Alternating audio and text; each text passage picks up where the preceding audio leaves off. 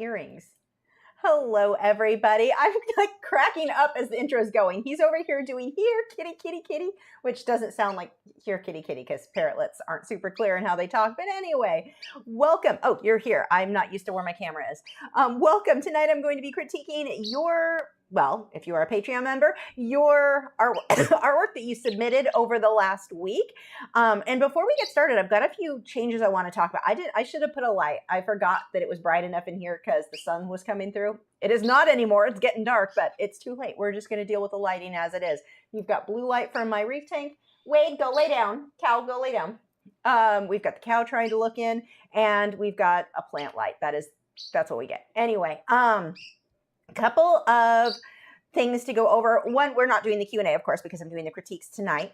And I'm changing a lot of stuff. I want to make better tutorials for you guys. I want them to be more clear.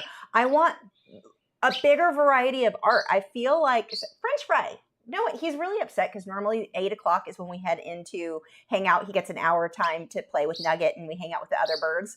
And he's all excited because he thinks it's time to go see Nugget, and it's not. And I know you're going to have to do without tonight. He should calm down when he figures it out. But anyway, so a few things I'm going to be changing. One, live streams, the critiques will be live on YouTube as usual. Still just submissions from Patreon members. Right now, I'm taking submissions from every tier on Patreon. Eventually, I may change that to one of the higher tiers because I'm going to kind of work a little bit up with some of the tiers and make sure you guys are getting the most like bang for your buck.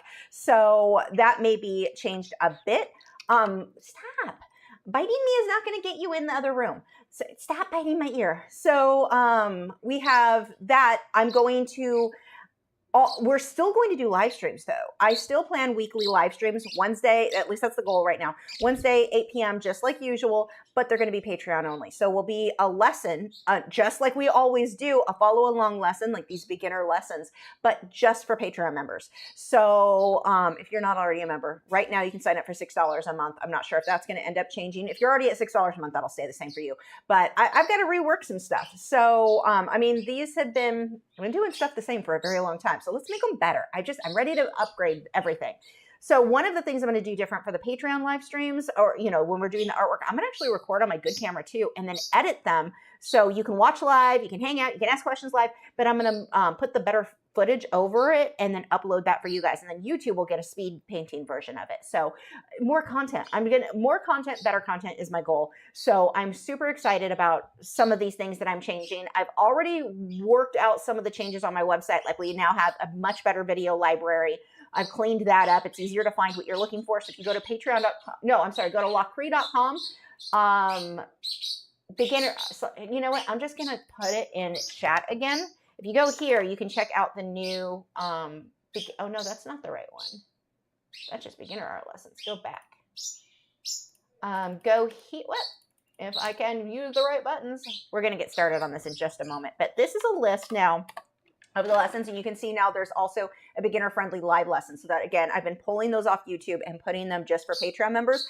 And the new ones going forward, you're going to have better footage, better, like clear. You'll be able to like see the finished product when I've edited. I'm excited. I'm excited for these changes. So I have those beginner ones, but the bigger thing for me is I want more advanced lessons for you guys too.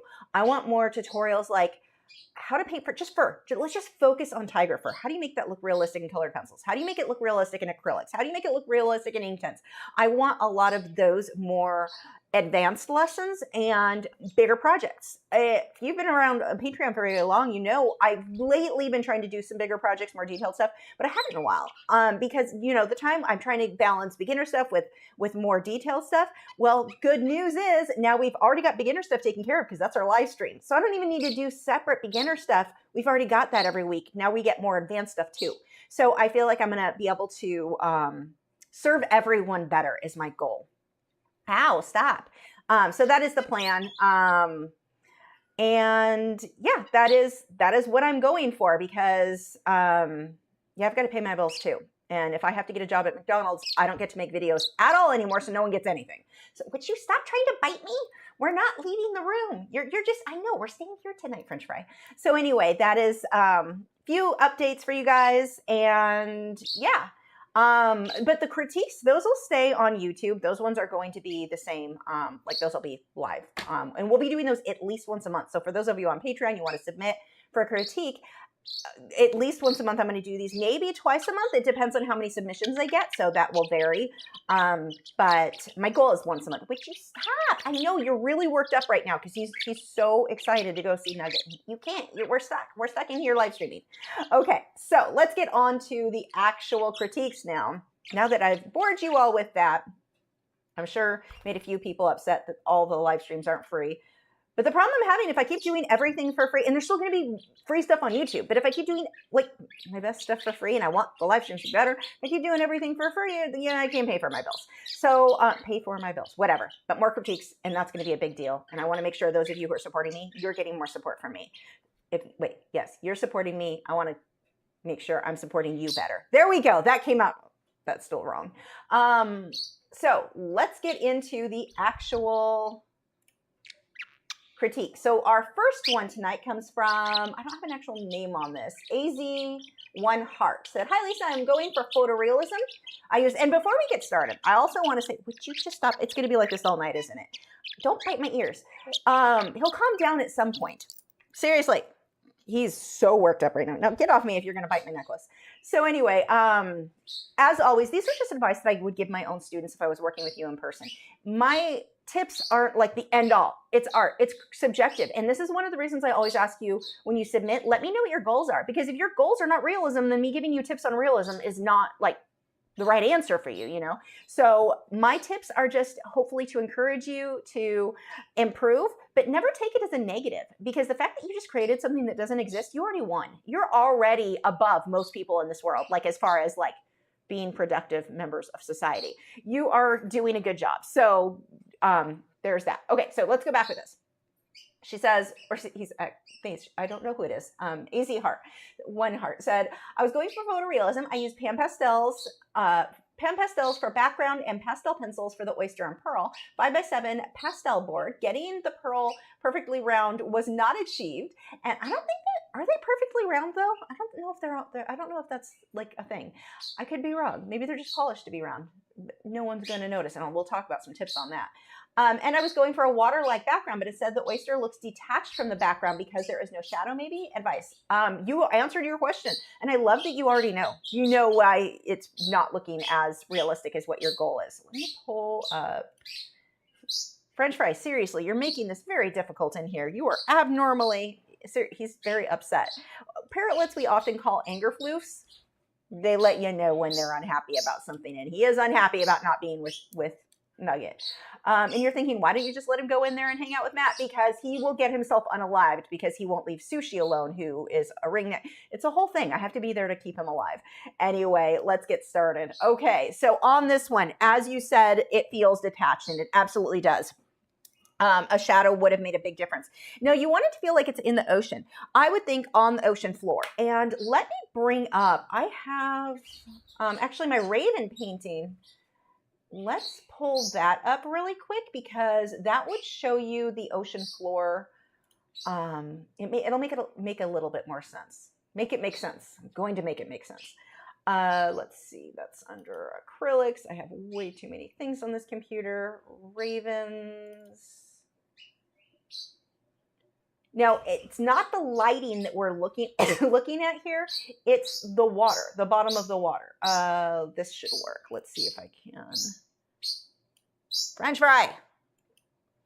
Okay, look at the water. Look at the sand. Look at the way the lighting is hitting here. We've got where it's darker in the background, we get some depth there. So it's not just adding the shadow to the oyster, to the shell itself that would make a difference. It's also the texture that we're building on the bottom. And actually, let me see if I've got a reference photo that would even be better of an ocean floor. Actually, yeah, here's one. This is perfect. Look at the ocean floor. Look at the ripples, the way the light is hitting. If you could go with something a little bit more like that. Now, you're zoomed in, so you're not going to see as much of that. Like, you're not going to see where it's fading off. I don't have my pen ready yet. Where it's fading off into the distance. I was doing other stuff on this earlier, so none of my settings are where they're supposed to be. Let's see. So here, you know, we've got it where it's going off in the distance. That's not what you necessarily need, but if you look at just the texture in here, that is a little bit harder to achieve with the oyster, but let's do a little bit playing around with this. Let's add another layer. Look at me remembering to add layers. There's a way faster way to do this, and I never, ever, ever remember. New layer, Shift Control N. I'm never going to remember that. I'm not. And I think I make Joseph cringe every time I do that. Okay, so what if we actually, let me do something else. I always forget with these new things that Photoshop does. It makes it way easier. Layer, just duplicate that layer. There's a way faster way to do that too, and I'm not doing it.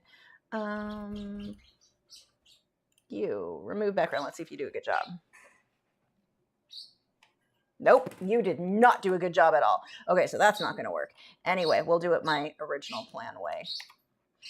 So we'll just paint over it. So let's look at some of the things that would make a difference here. French fry. No one wants to listen to you yell at me. We know you're unhappy with me right now. I'm aware, sir. Okay, so yes, the shadow is certainly one thing that will make a huge difference. So let's look at the difference of just adding a shadow right there, what a difference that would make. Let's go with some of the darks you already have in there. Maybe a little bit darker. Oops, and let's, oh, I can see now. Pull that opacity down. Okay, if we add, not you. What pen do I have on you? You're not very soft. Fine, we'll use you. That works better. This I'm just going to kind of half bake. It's not going to be a super amazing example, but you'll get the point. I mean, just adding a little bit of a shadow. Look at what a difference already that would make. And you can go back and do that now. You may have to redo your signature, but you can redo that right now. And another thing that you can do is if you play around with the lighting on the sand a little bit more. So let's pull, you know, we've got our rays of light. This is really harsh. What did I set wrong on this?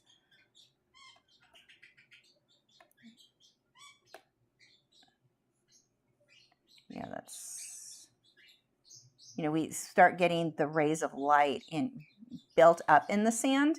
You can get kind of a cool look. And maybe it'll draw more attention away from the project than what you want. I mean, you can spend more time with the shading and such, but it gives you kind of a general idea. Whoops, let's tone you way down.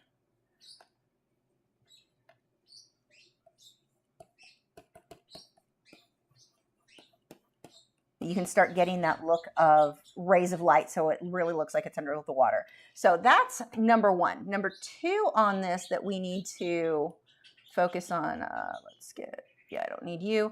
The shadows. So you talked about it not being a perfect circle. Honestly, I didn't even notice. You know why? Because the shadows. When you've got shadows, here's a trick somebody taught me, an oil painting artist taught me years and years and years ago. The best way, like let's say a vase. You've got a vase, you've got to get both sides of that vase perfect. You know, you're doing a floral, you need both exact. Shadow on your background, deeply shadowed on one side and lighter on the other. The shadow kind of fades up on around the vase. You don't even notice that they're not perfect anymore. Solid background, you notice that they're not perfect. But if you can do that, you can break up the fact that it's not perfect. Your shadow here is why I didn't even notice that it wasn't. I mean, now that I'm looking, because you pointed it out, I'm like, oh, okay, sure, yeah, it's not perfect. I'm not certain. Somebody let me know. I don't even know if pearls are always perfectly circled. Maybe they are and I'm just not aware. I don't know. But next, let's hype up the contrast. Look at your shadows on this one. If we pull up this, this guy here, this is, oops, that's not what I wanted. That's your darkest shadow on yours. I can't see. Make sure this is all showing up what I need it to do. There we go. Yeah, we're good. Okay, so here's the darkest shadow on yours, but look at the darkest shadow on this one. That's a big difference. I mean, you can see right here, new versus current. on this box, that is a big, big difference on how much darker you can go. Same thing with the pearl. So your darkest with the pearl is here, their darkest is here. That is bold. If you're willing to go more bold, your work will instantly be elevated. It will instantly look more realistic. The pearl will look shinier. Your pearl looks awesome. Like seriously, this looks really, really good. But it will look a lot shinier, a lot more realistic. So let's pull some of that shadow in there. I know, baby. Oops, that is definitely not going to do anything for me. Still not. What? Oh, wrong one, no wonder. There we go. So we start pulling that in there. And I'm, again, just kind of half doing this so you can do a better job. Get those darks in there.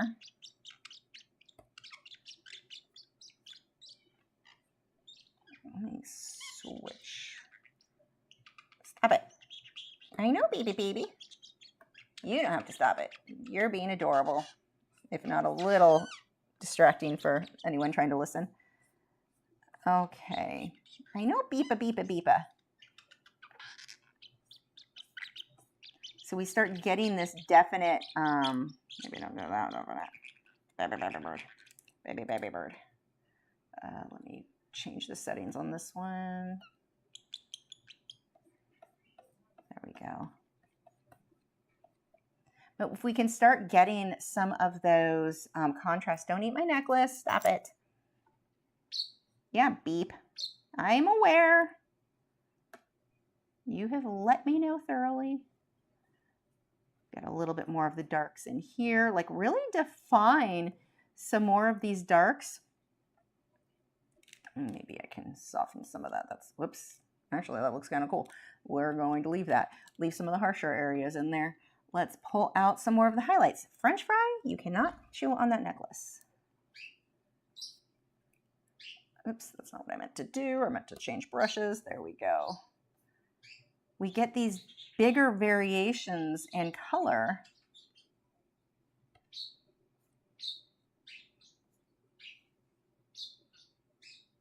But look at how, if I keep working on the lights and the darks, continue with what you have, it starts looking a bit shinier. And some of it looks a bit crappier because I am not doing a good job on some of this. Opacity, yeah.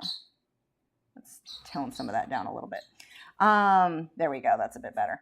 But if you hype up your contrast on that, that's going to make a big difference. So already, let's look at where we're at and making it look a little bit more real. And my darks are not dark enough in the shell at all. Like, it would still need to go darker.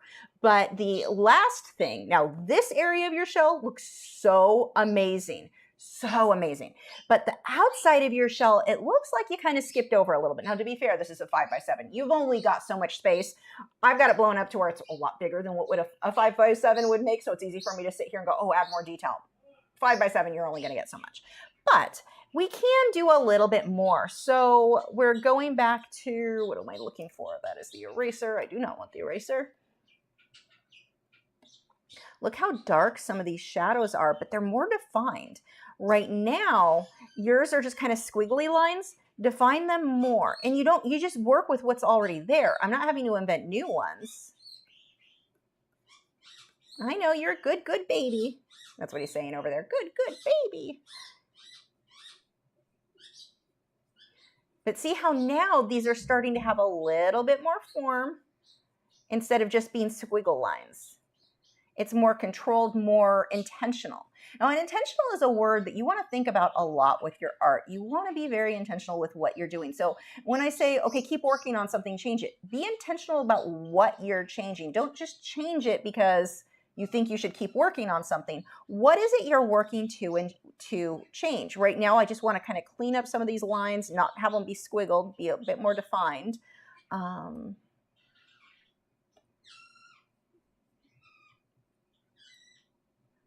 Continue that around there. Like, so just spending more time is going to make a big difference in getting you that more realistic look. And there's a lot. I mean, I could keep going on this for a long time, but it gives you more of an idea of how you can make it look more three-dimensional. Again, that dark, even in here, I went way too dark here.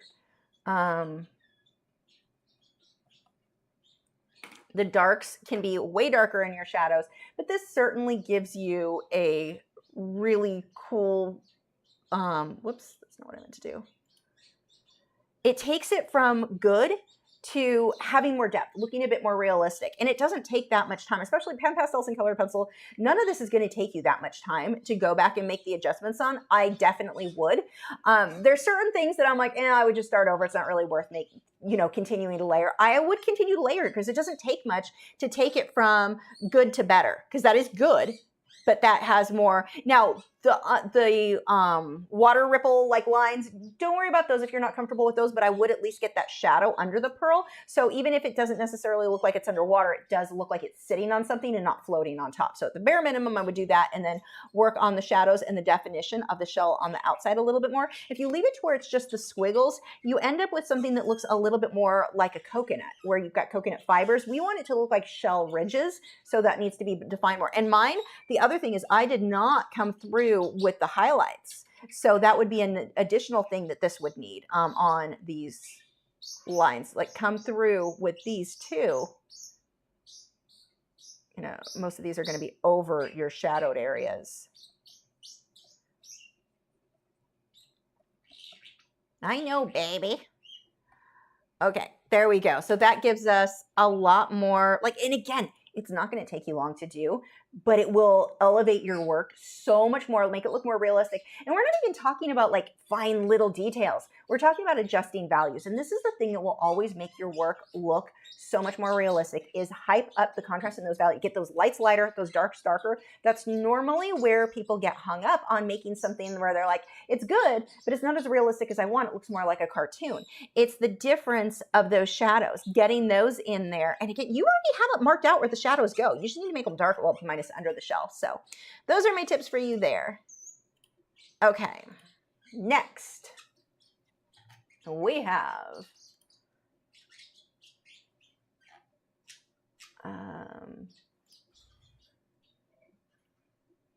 let's save this.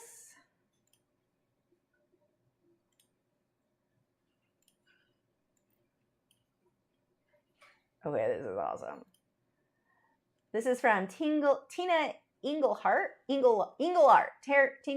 What? More caffeine. Tina Engel Art. I give up. She says, this is my first attempt at surrealism, painted on 11 by I give up again. Painted on a 14 by 18 inch canvas in acrylics for the purpose of donating to a charity auction, drawing inspiration from Alice in Wonderland. Already going to be one of my favorites. Wanted to create something colorful with depth to engage the viewer. No reference photos were used to create this piece. Thanks in advance for your valued critique. So this is a good example of when you don't have reference photos where it would still work, because you're not trying to make it look exactly like it has a surreal feel, so you can get away with that. This is adorable. I love what you've done on, this is really, and as a huge Alice in Wonderland fan, huge, this, well done. That gives off such Alice in Wonderland vibes. I love it. I would like to see more highlights on the rose. Most of this, I really like how you've put shadows behind the heart. This heart especially. This heart I think could be a little bit clearer. It feels like I want it to look shinier. Especially on the metal lock, your contrast, everything's a little bit fuzzy on this one. If that was a little bit cleaner, so the shadow more defined, and then the shadow doesn't make sense. You've got shadow here, you've got shadow here and here. Okay, it's a realism. It's Alice in Wonderland. It doesn't have to make sense. I get that. But that's one thing. This heart here, I feel like could just be a bit cleaner, which would go with this heart. Look how clean those edges are. I feel like this one is just these edges up here are blending a bit too much with your frame. Make that contrast more bold. And I think it makes sense to have the shadow here and here. Here and here don't make any sense. I mean, again, Alice in Wonderland, you can get away with it's not supposed to make sense, but I do think that should make sense. I would certainly do that. Another thing you might want to do on your frame, make it look like there's a shadow. So actually, let's layer, take forever, drive Joseph crazy, layer, yeah, that's what I wanted. If you had a bit more of a shadow, like right in here, which pen do I have? You. Actually, let's do too much. Oh, because it's 100%. That makes sense. If we had like maybe not even that much, just like a little bit right on this side and this side. Maybe not even that much. Let's push that back, and I don't want it on the butterfly at all. I think that that will give you a more three-dimensional look, and just pick your two sides. Like, it looks like there's a little bit here, but there could be more. I mean, your shadows are kind of, your shadows, that's another thing. Your shadows are a little bit all over the place. So this shadow, I'm being picky because this is really awesome. There's not that much to pick at. It's gorgeous. But we've got this shadow coming this way, this shadow this way, this shadow this way.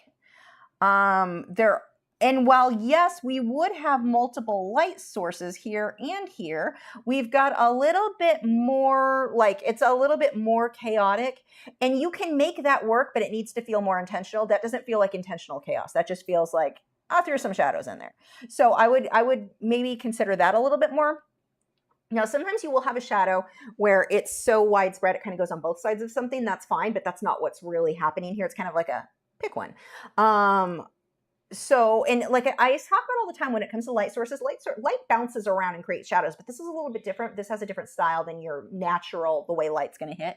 So I would certainly consider that. The other thing, I love the pearls.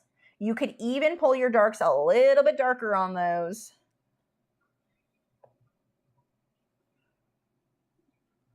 Actually, we'll just do this. The same.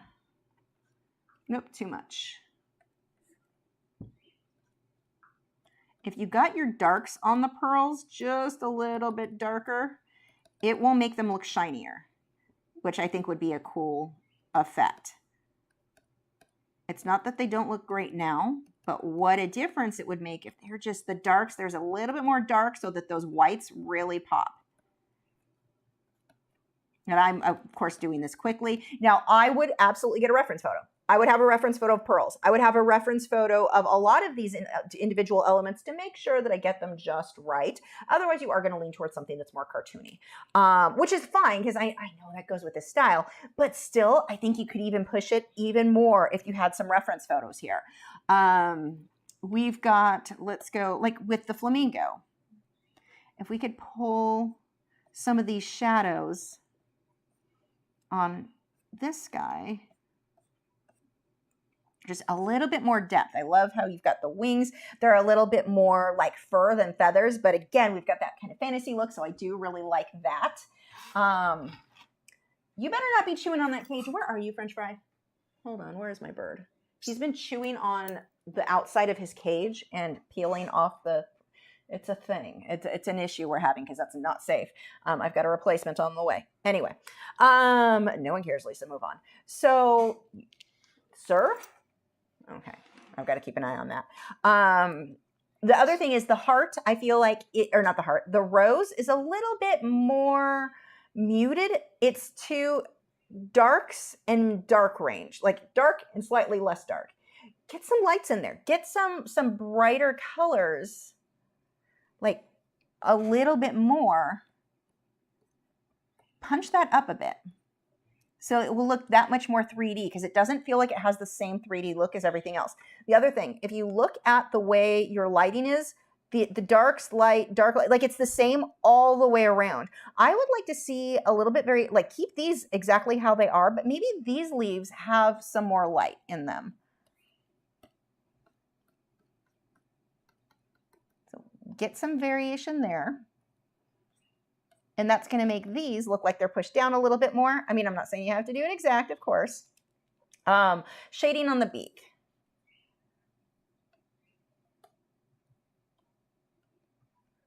Same thing. Let's get some shading in here.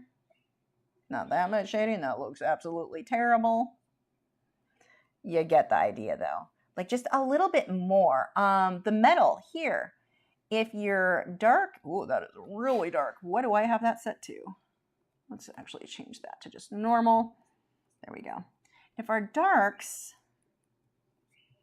are a bit darker, then when you've got your lights, they are going to look shinier, especially if they are harsher than what, oh, let's actually switch brushes then. Your shiny areas will look that much shinier and brighter if we can get those darks a little bit darker. A little bit more highlighting again, just some variation on the different areas. I love, love, love this. I love the ruffles on that heart with the, this is so well designed. Like seriously, as somebody who absolutely loves Alice in Wonderland, I would put, like, I would look at that and go, I kind of want to buy that. Like that's saying something. And again, because I'm a fan of Alice in Wonderland in that style. And I like that it's not just like, oh, look, I copied Disney. That's a big deal. One, copyright issues. You captured the vibe of Alice in Wonderland without copying the Disney version of Alice in Wonderland. I love, love, love what you've done here. And again, that rose, I still think you could punch up even more. Might even be interesting to go with part red in the rose. I mean, you have the painting the roses red. It would be kind of neat if it looked like the paint was on it and spilling, like some had the red over the white. That high contrast I think would look really cool there and capture more of that Alice in Wonderland feel. But so well done. Absolutely beautiful. Just a few minor things I think can just make it pop a little bit more. And that's not even very much, but it's just that little bit more to get more depth. So there we go. Those are my tips for that one. And now you know why I plan on having to do this for 2 weeks, because we are 2 things in and it's already been half an hour. Okay, I talked for a bit at the beginning. Okay, key. Unfortunately, it's decaf, but it is tasty. Okay. Oh, we did have some reference photos. Okay, so I thought I read that there weren't reference. I misunderstood that. Let's see. So we had the butterfly, we had the photo, or the drawing of the rose, and then the finished one. So that's, but I think that doesn't change any of my advice, so we're good. Okay, next we have Audrey Fuller. Oh, this one made it onto our, so if you were a member over on Patreon, we now have a Facebook group, because some people don't want Discord. I don't know why. I love the Discord. We've got that too. But if you are like heavy user on Facebook, the Facebook Patreon members group is going to be for you. And Audrey put this is on one of the paintings on our header right now. Whoops, that is not what I just meant to do. So let me save this. You know, it's weird. I'm looking at the thumbnail and I cannot tell which of these is the painting and which is the photo at small scale, which tells me you did an amazing job with, I think that's the photo, because I don't think the road was there. You did you guys want to see it, I know, but oh my gosh, I cannot tell when it's small the difference, and that tells me your values are amazing. Also, Nick said, I missed the lads, but the bird looks like they want some bird seed. Well, we don't have bird seed, but we do have, for that super chat, a pistachio. French fry, come. Let's see if he'll come. French fry, come. Come. Come. He's on his way. He was in his cage. Come. I'll give you a smaller bite. Come. Oh, you've got a mouthful of something. You gonna bring that with you? There you go. I taught him to come when called. He doesn't always do it. It's like a cat. He may or may not do it, but sometimes he is impressive in showing he knows what I'm telling him to do. Not you, cow. Go lay down. I heard the cow just coming over. Okay. Let me put these up here so you can see them and see what I was talking about. Did I save them? I did save them. Like, it's funny because I genuinely could, like, the values are just, let me shrink you down. Okay, so this is actually AI generated, it looks like. So we did an AI reference, and the artwork, when they're small, I can't tell the difference. And that right there, when they're small, I can't tell which one's which. That lets me know your values are just right. Like, you hit the target on that one. My gosh. Let's shrink you a little bit so you guys can see what I mean side by side. Look at that. Like, when you, and especially even smaller, you can't, like, I wasn't sure which was which. Just looking, wait, yeah, Do I have the right ones? Stop. Okay, that one was just cropped. That's why it didn't show as much. So yeah, that is well done. Couple thing, I mean, of course, I've got to get picky, but that's the first thing I want to point out. Like your detail, there's a few things that I think could be improved, but because your values are so good, the piece is striking. The piece is stunning because values. Don't worry, and this has a ton of detail, so like Audrey put a ton of detail into this. But because her values are there, that's what's going to make the difference in your work. Dark's dark enough, light's light enough. It doesn't matter how many details you put. If you don't get that right, it will not look realistic. The more details just makes it look bland. The viewer looks at it, glances, walks by. Get those contrasts, and this is so well done. Okay, so I think we could go a little bit darker on some of the blues in the mountains, make some different things. Now, one of the things I want to point out, I believe, let's see, she said, this, hi Lisa, this is an 18 by 24 inch oil painting. I've done this from AI generated reference photo I found on Pixabay. As you can see, it isn't exactly like it. I've left a lot of stuff out. How can I give this piece more depth? Thank you for your help. So first, be careful with AI generated reference photos. One, they're usually fairly off. Landscape stuff, you're going to be a little bit safer. But two, make sure yours is not the same because you cannot copyright stuff from like AI art. You can use it as a guideline, but yours needs to be different, like noticeably different in order if you were going to copyright it. Now, that doesn't mean you can't sell it. Doesn't mean you can't make prints. You absolutely can. But somebody else could use the same AI generated image. So, I mean, it's on Pixabay. So other people were going to use it anyway. But, just a couple things to keep in mind when it comes to AI stuff. Now, I am not a legal expert. That's just what I heard last. Laws change constantly, so who knows? Okay, so first things. This road on this one, look how light it is back here. Is that showing when I put my pen on it? You can't just get more super chats. That is not how that works, sir. He's over there trying to demand more. Parrotlets are the most demanding little birds. What am I looking for? Okay, yeah, that's what I was looking for. Okay, so road.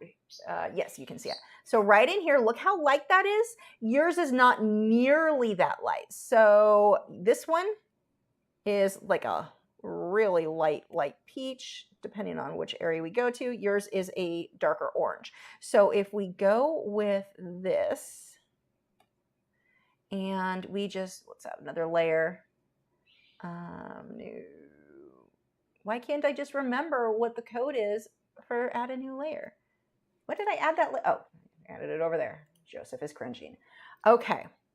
I have a feeling even if Joseph wasn't watching, he senses I'm doing it again and cringes every time. Let's go ahead. What do I have that set to?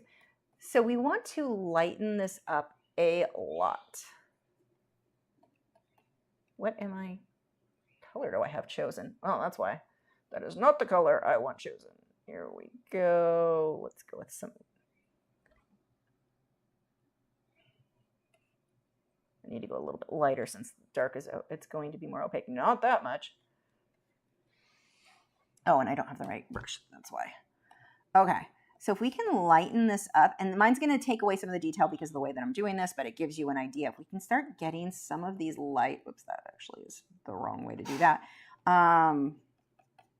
That is going to add a lot more depth so that it fades out into that distance. And of course, we've got the shadows. So we can pull those out a little bit more. Loki's screaming. He is unhappy that I have not come to see him too.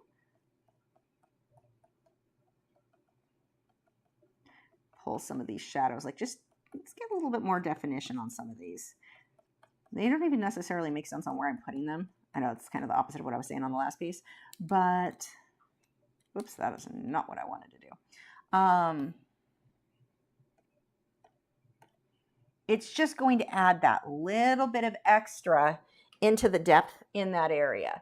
Next, I think you could get your darker shadows even a little bit more detail, and especially because this is so big, you can kind of make them harsher. What do I have this set to? It just makes that lighting look that much more extreme if we darken some of these. Can you guys hear Loki screaming and that just random squawks? His room is on the other side of this one. Matt's hanging out with them, but apparently it's not good enough. Okay, this cactus, this side, we're going to pull more shadows, a little bit more on there, so it makes that look lighter. This is not, I don't even know what kind of cactus that is supposed to be, and that's one of the problems with AI. It kind of makes stuff up, and it doesn't necessarily look like anything. So if I were to use, let's say I found an AI image I wanted to use for a live stream. This is a live stream for a reference photo. I want to look up what those cactuses are. I want to find photos of the real cactus to make sure it's right. Let's say I find on an AI photo, and I'm not saying you should use AI. I'm not saying you shouldn't for reference. I'm just saying be aware of certain things when you choose to do so. So let's say I found a really cool photo of a bird and a tree. I'm going to go look up reference photos. I might copy that tree because I don't really care if that's exact, but I'm going to look up photos of that actual bird because chances are AI did something funky with it because that's what AI does. It doesn't mean that it's not a cool photo. It means it probably is a little funky. So I want to go get, let's say it's a chickadee. I want to get a photo of a real chickadee. Maybe I'll use the lighting and such and the positioning of the other one, but I'm going to get a real chickadee and make sure that it's a little bit more exact. So like these cactuses, I don't know what that one makes more sense to me. This one doesn't make as much sense. Well, not yours, the AI. This over here, I don't know what some of those cactus are. So I would probably, just a tip if you're going to use them, look up reference photos. Maybe get some darks in here. That's going to stand out a little bit more. So next we have this area is a bit flat. We just don't have as many shadows. So we can start pulling. Well, that was too much. What are you doing? Back that the heck up. Reverse. I'm going to pull. Now, one thing, if you look at this one that I really like, look at how it is in the distance. It didn't just get darker. It got cooler. It got more purple. That will also make a difference in how realistic the work is. So I'm going to pull that up a little bit. We can pull some of these. Oh, I don't mind working on the original and not the second layer.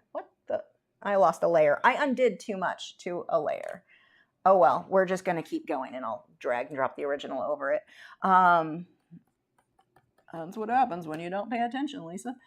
And we've got like a little bit of light, maybe some smoke. We can do whatever. So it's a little bit kind of, dust is coming up back there. More of this purpley color. We look up here. We've got these really kind of pink highlights. Let's switch you to you and up that opacity. And we're just going to add a little bit more detail. I mean, this was big enough. I think that you could. It's more straight kind of lines, broken up, but smaller instead of big rocks. I do like the little path in here. It has a little bit more dimension, a little bit more form. We can pull some of the darks as well.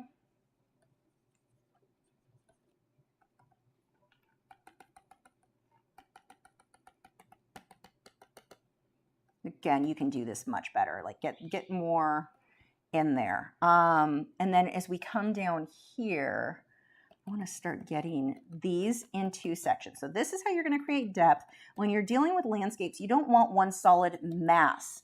It ends up looking very flat. We want to create depth. We want to create clumps and clusters of these plants. Now, the way theirs are, it's too many little ones. That's not a natural look. So don't copy the AI. This is where I would go and, these rocks, by the way, look so freaking amazing. But I would go and look up a desert scene to get an idea of what kind of plants that would be. And then, combine maybe the colors from the AI and make it the correct shape of the plants for the other one. But again, this is kind of a purpley burgundy color. It's Mortem basically. And I'm going to put, for those of you who work in colored pencil, you know what I'm talking about because I use that on everything. I'm just kind of dotting, getting this soft look as we move back. Now, another way that we can make a difference is let's make it a little bit brighter up here. On some of these, maybe not that bright. Maybe I'm overdoing that brightness. I oversold the bright. Let's go with something a little bit more no, I dragged that too far, too much. I kind of like you, but maybe a little lighter. And I'm just gonna hit the tops of some of these. But see how we're already starting to get a little bit more and a little bit more with that depth. Let's pull some light over here. I'm not touching those rocks because those are freaking amazing. Now, as we move into the distance, you have that fog. Whoops, that isn't the right color. We've got this fog. So, too harsh. Different. There we go. And let's tone you down. again, we've got that fog. How many times am I going to say that? We've got that fog in the distance. I'm going to hype that up just a bit, and I'm going to switch to a slightly cooler color. So let's go more with like this purpley color that we had there. Put a little, whoop, too much. I don't put that much. I'm just going to slightly tone that down back there. So what we start doing is developing more and more of that depth. Let's get some of the darker colors in here, really pull those out a bit more.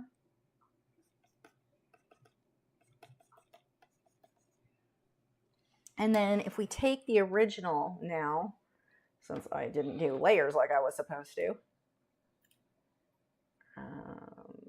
you.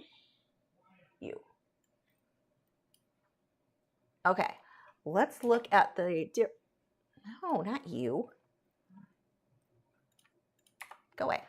Okay, so just making these different as far as trying to create more depth.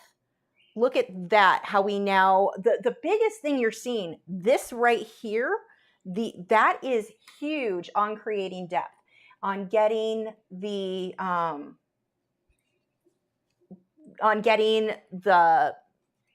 depth, on getting the depth. I'm just going to keep saying that. But look at that. Look at what the road, a big difference in lightning. And this would be one. If this isn't varnished yet, I would go make these changes now. This isn't one that I think you need to start over. Nothing is wrong with this. It just feels a little bit incomplete. It is so good. And if you just change those few things, look at how all of a sudden you go from the flat yellow in the bushes, little bit more shading in some of those. I mean, what a difference would that make? And it's not that much work. That's the thing. We tend to think that in order to make something better, we have to put so much more detail. And sometimes that is the answer. Usually it's not. Usually the answer is fix your values. That will normally that will take your work to it's just such a difference by adjusting few little things. Not much, just a little bit. That's, no, the clouds, I might work a little bit on the clouds. I love your values. I love the colors. I wouldn't even change that so much, but I might poof them up a little bit. I might soften them a bit. You know, while I'm at it, why don't I just do what I'm talking about? Watch what a difference this will make if we can just slightly soften this up. Not you. Pick a color, but a little bit lighter. And oh, no, 19% opacity is not going to do crap for me. There we go. Let's just soften them a little. That edge is so harsh. I'm going a little bit too light on some of that. Just a little, so it's not so defined. Just smudge it up.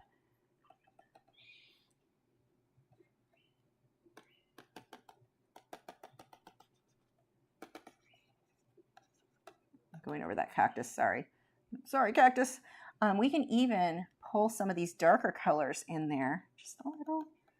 You can play with that. Too opaque. Back that up. But by softening out some of these edges, I think that will also give you a softer look, a little bit more depth. And I would put more time into it, like create the actual, I've got plenty of videos showing you clouds, and this was acrylics, right? Acrylics or oils would be the same. I've got tons and tons of lessons showing you how to make those nice poofy clouds. That I would probably do because I think that would add a really cool look to this, but even if not, it's still really good.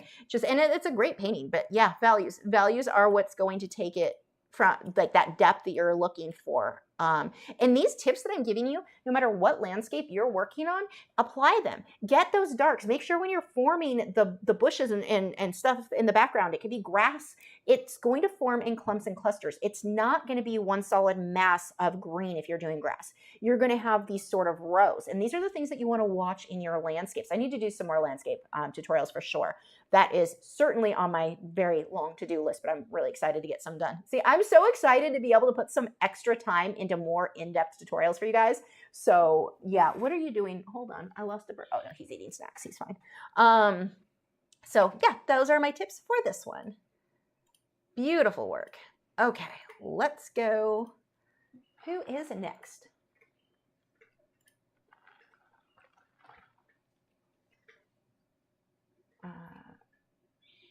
download.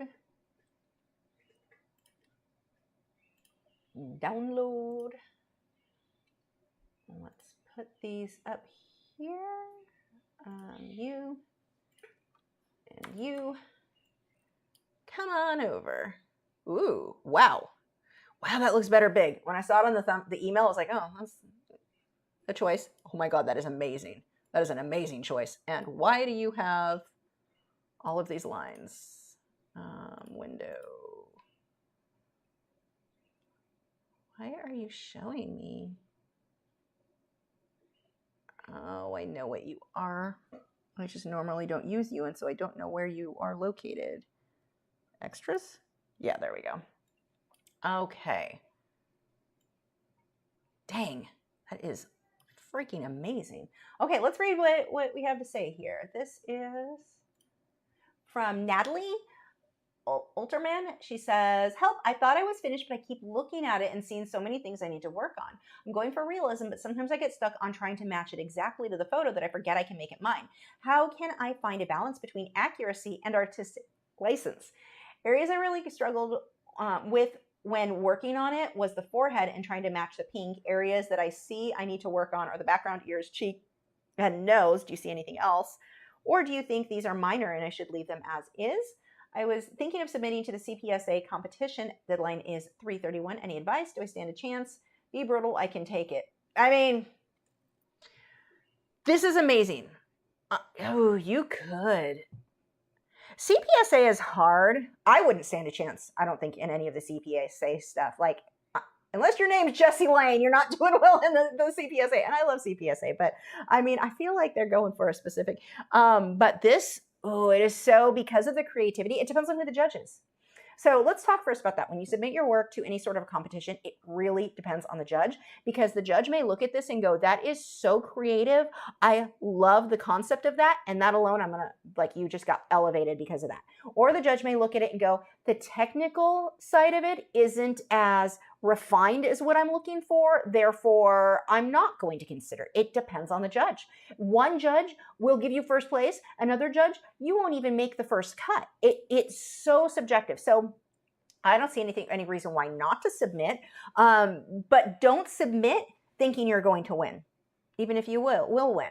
And I don't say don't submit because you won't win. I'm saying there is no way to know. There's no way for me to know. I don't know what the specific judge, who the judge is and what they're looking for, but you can look at who's won in the past in CPSA and see if they're using the same judge. It'll give you a little bit of a better idea of what they're looking for. I mean, an example of that, I used to show my Italian Greyhounds.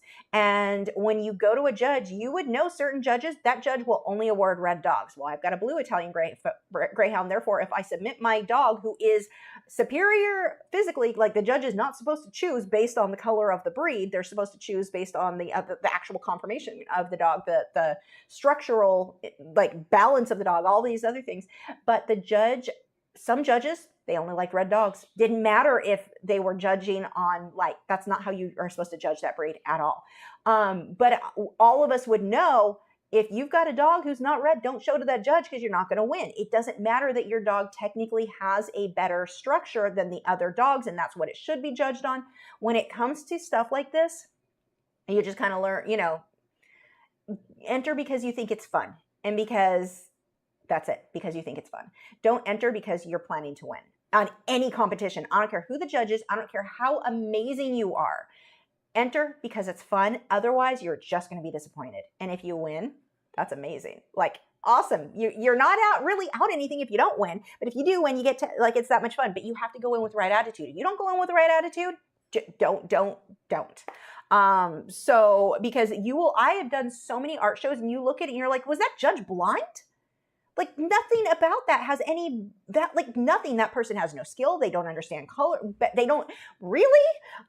You're a day drinker, aren't you? That judge was a day drinker. Like, that's kind of, and if you go in with that attitude, which I have, when I was very young, I realized quickly that's not fun. You've got to change your attitude if you want to have fun with it, and go in not planning to win, and that's going to set you up for a much better time. So there's that. Now, on to yours. You're talking about the ear. Change the ear. Tone it down. I don't like how bright it is. I was just going to say, no, everything's good. No, I see what you're talking about. That is, like, in your face. Look at me. I'm an ear. Hold on one second. Let me just shrink this down a bit and we will move that a little bit. I love, love, love the concept here though. You have done a wonderful job. Let's see. I think that this edge, I don't think should be harsh. I don't like how light this background is. It's making the outside edge of the head stand out in a very weird way. I'm not a fan of how harsh that edge is. Now, this is something that you want to watch constantly with your art. We have a tendency to try, especially beginner, you're clearly not a beginner, but beginners especially, will try to make all of the edges harsh. That is not what's going to make something look realistic. You're going to have a combination of what you like. Constantly ask yourself, stop eating the necklace. What is a harsh edge? What is a soft edge? And that I think should be a soft edge and fade into the background. I don't like it doesn't make sense. And this is something I absolutely would change, because let me add a layer that I'm going to totally accidentally undo and delete like I usually do. So right now, see how her head is, what pen opacity, let me change some of this real quick, just so I can change it back in 5 seconds. But this is not a line that I think is adding to the piece, and it's kind of weird. Like, it looks better in the photo how it's fading into the background. I definitely would tone that down. The ear, I would tone down. This line, oh, weird. So this line here, I didn't realize was separate from here. I don't like that. It almost gives you kind of a heart, which is kind of cool, but if you don't lean into that enough that works, I would darken the ear up a little bit so that it's closer to the darker colors in that. Like, just push that back. I want to push the ear back. I want to push the hair back. I want to darken this background so that you don't have a heavy line here. I want that to just fade. Now when I say fade, I don't mean make that whole background black. I want you to see that there's a head. I just don't want you to see there's a head that much. Like, I also don't want it to look like she's got like a giant head, then it just continues. So you definitely want to, soften the background. You can leave that edge, but let it be a little bit softer. That doesn't need to be as harsh. Here makes sense that it's harsh, but I would still darken the background a bit. A lot of these darks in here, I would like to see this darker. Darken this. That's going to push her face forward. Right now, it's not quite dark enough. Darken that. Darken this here. All these lines, I don't know if they're necessary to be that defined. I feel like you could just darken it all. Don't worry about the lines being overly crisp. I feel like it's taking away from the portrait. She should be your goal. The lighting on her is so stunning. This is unnecessary distraction. I don't feel like it's bringing me into the piece. I feel like it's bringing me off the piece. Like, I'm looking over there like, oh, what's going on over here? What's going on over there doesn't matter. You want it to make the piece better, not distract from the point of the piece, if that makes sense. So I would darken a lot of that, just kind of fuzz it up, let it, like this line, I don't think that needs to be so harsh right there. I would just kind of let it just soft in the background. I don't like how busy the background is. I don't even like how busy the background is here. I think all of that can just be kind of softened out, pushed back. It's not, and again, I'm not that judge. Maybe that judge would see it and go, that's what I liked. You never know. If I were the judge, and I have judged, actually, I judged colored pencil thing, competition for the Colored Pencil magazine. I would want to see that softened. I would want to see her hair. Now, her hair may not be quite dark enough just because it may be the way the photo was taken. It might be darker in person. I don't know. But I would like to see darker in a lot of that. Her eyes, the butterfly, like all of that. I think you did great. This here, I see what you're talking about. You were having a hard time getting the color right. That is actually more purple. This is more caput mortem. This is more of a purple pink. So that's where you're having the trouble with the difference. This and this are the same, and they shouldn't be. This could even be I wouldn't even make it darker. I don't think it needs to be, but it's more of a, well, it's caput mortem, whereas this is purpley pink. So that is the difference there. But I'm not seeing much else. Okay, a few things, like you could darken that area if you look at the reference photo. And I see what you mean about your question of how much is artistic license versus what, like, let's talk a little bit about that. The difference between artistic license versus being accurate to the photo. You change things and you use artistic license because you think it looks better, because it makes sense to you, like you feel like it adds to the piece to change it. Don't call it artistic license if it just, you missed it. Like you missed, oh, there was supposed to be a shadow there. Would it look, are you leaving the shadow out because you made the choice to leave the shadow out, or are you leaving it out because you just didn't notice it? That, I think, is the difference between artistic license and being exact to that reference photo. You make the artistic license choice because it looks better. You make the accuracy because that looks, like, which one do you think looks better? Now, I'm not saying for sure my opinion is the right one there. Again, I'm not that judge. I'm saying I would want to see a little bit more shadow. I think you can get more shadow here and add more depth. If you look at that reference photo, look at this shadow kind of continues like that from up here. You've got that separate. You sort of have it, but this right here just could be a lot darker. And if you make that darker, it makes this look that much lighter. It's going to make her eye pop that much more, which I think would be a good thing. Beautiful. I love her nose. And I know that sounds weird. Her nose is so well done. I love, like, look how dark your shadow is here. That is amazing. Now get that up here. Like, I feel like you, on some of it, you got it. And some of it, it could go a little bit more. Such an awesome piece. Let us know if you end up entering into the competition. I don't see any reason why you shouldn't. I think you're good enough. I would make those changes, but like I said, it's the judge and you have to decide if you're, like, some people, when they enter a show like that, if they don't win, even if sometimes they deserve to win, sometimes they didn't deserve to win, but no matter what, some people, whichever side of that coin they're on, are going to feel bad about themselves and bad about their art. And if you feel like that's going to be you, then stay out of competitions. The competition shouldn't make you feel bad. They should be a fun thing because you just want to be a part of it. You want your art included in the show. So, you know, the way that you look at competitions is very, very important. Okay, let's download the next one. French fries sitting on my computer monitor, just chattering away, all poofed up, half asleep. It's a cute baby. Yeah, you're a good baby. Oh, you're a good baby now? Okay, yes, you are a good baby. A good baby. So birds love, the higher the pitch of your voice, the more they are going to learn, which I, apparently, as I've been told, sound like a chickmunk on crack or speed. I don't remember which. I don't know. It was an illicit substance. But the great thing about that is birds love it. So they learn to speak for me very well. Oh, this is awesome. Okay, let's get this in here. Oh, that water, I love it. Okay, let's see what we have to say. This is from Karen Hudgett. I need to stop trying to pronounce, I just butcher everyone's names. I just need to stop with that. She said, this is a painting I did for a friend. Her husband took the photo from a helicopter. Wow. It's a 2x4 foot acrylic. It is huge. Oh my gosh. Wow. Okay.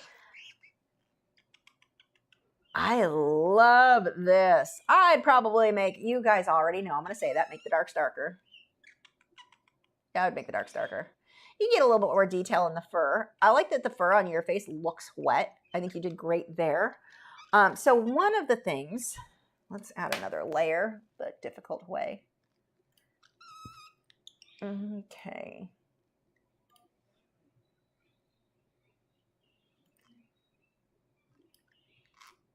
Okay, layer. So obviously we know I'm going to make the darks darker because let's just get that out of the way because we all knew that. That is just always going to be what I do.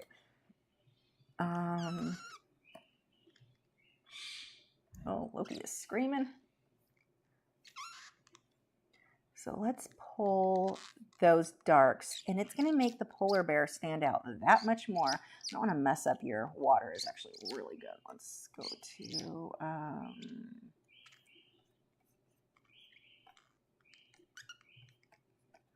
so we can pull a lot of that in. Now, don't leave it just like that because that is actually looks pretty terrible. We want to darken a lot of this. Peekaboo. Peekaboo.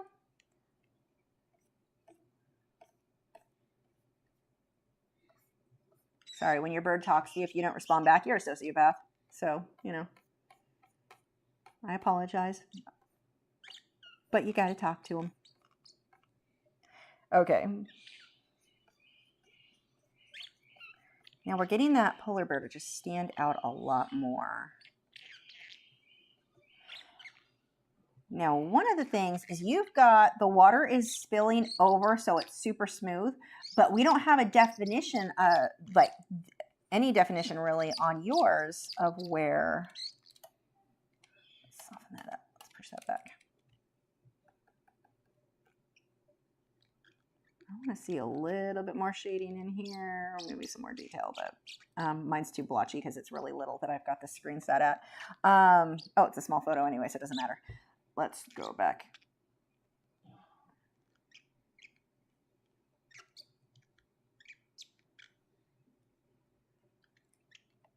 That is actually at 100%, so that's as good as we can go on large without getting all pixely.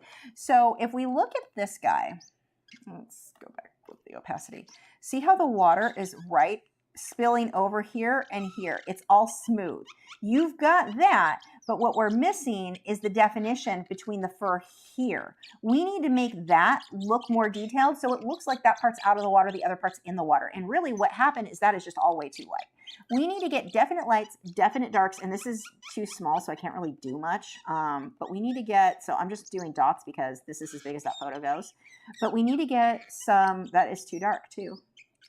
What are you doing? Let's lighten that. There we go. Let's get some of that. Let's define a little bit better where it's out of the water. Like that, I think, would make a difference. And the whites are just a little bit too bright. That's too dark. Make some of the, just kind of darken some of this. I think that that will help. And this is not a good example, but again, it's really small, so I don't really have much to work with to put more detail in there. And then I would do for the water, what am I doing? See how this kind of ends down? Instead of doing that, end out like that. Push that back so it just kind of looks more like it flows with the water a little bit more. Maybe not that dark. Yet again, going too dark on stuff, but kind of push it so that it's more flat. Whenever you're dealing with water, we want things to look a little bit more flat. You're going to have things that are more horizontal. You're not going to have a lot of stuff that is vertical lines. So like where his body's kind of cut off, we want that more horizontal. So it's fading into the water, like the water ripple. It fades into that way. If it goes up, because the way yours is right now, it cuts. See how it goes up? That line, whoops. That line going up is just, it's too up. If we can just smooth that out, it looks more like in the water. But again, this needs to be also not solid white. That actually is, if we look at the color there, let's do a little bit more work here. We're a more soft gray. You've got some of that in there. We can even soften that more. Oops. Like make it feel like it's a little bit more in the water. And we're going to pull a little bit of that blue gray. You've got some of it. Let's even pull some of that over there. You've got, like, it needs detail on the edges. Without the detailing on the edges and the shading, like if we look at this, I know peekaboo, I don't know what the last part was though. You're just making stuff up now. Look at the shapes in here. So here's where the water is kind of spilling over him. And the fur is just kind of flattened out. And then we've got a shadow here. It's still smooth. We've got some detail in there. We've got, when we get up into this section, look at the fur is going in every which direction. So we've got some going this way, some going this way, some going this way. We've got more detail there that just doesn't exist in the, I'm not even gonna bother with all that. That just isn't there here. We want to get more of that detail in there, and I think it'll look that much more realistic. So hype up the values, dark's darker, not even light's lighter. Your lights are great. We just need to do a little bit more work. Like, and this is all such minor stuff. That's the great thing. It's such minor things, but it will make a big difference in making it look even more realistic. Beautiful work. Okay.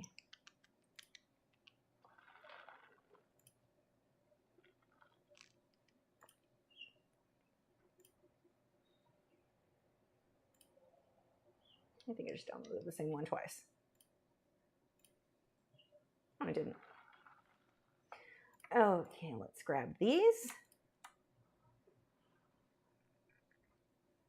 Nick said, YouTube's been getting ridiculous lately with ads. You know, and I shouldn't even have ads should not be playing right now during the live. They should play after the live. But for those of you, just really quick, those of you who are on Patreon, the lives are now going to be Patreon only. And not the critiques, those will be, I mean, you have to be a Patreon member to have your work critiqued, but those will still be like now. But the artwork, the step-by-step tutorials that we normally do on Wednesday nights, those are going to be Patreon only and ads will be off. So that is going to be a huge bonus for you guys. Okay. And I will be recording them on my good camera and overlaying that over the live stream and re-uploading it for Patreon members. So a lot of work, but I think it's going to be worth it.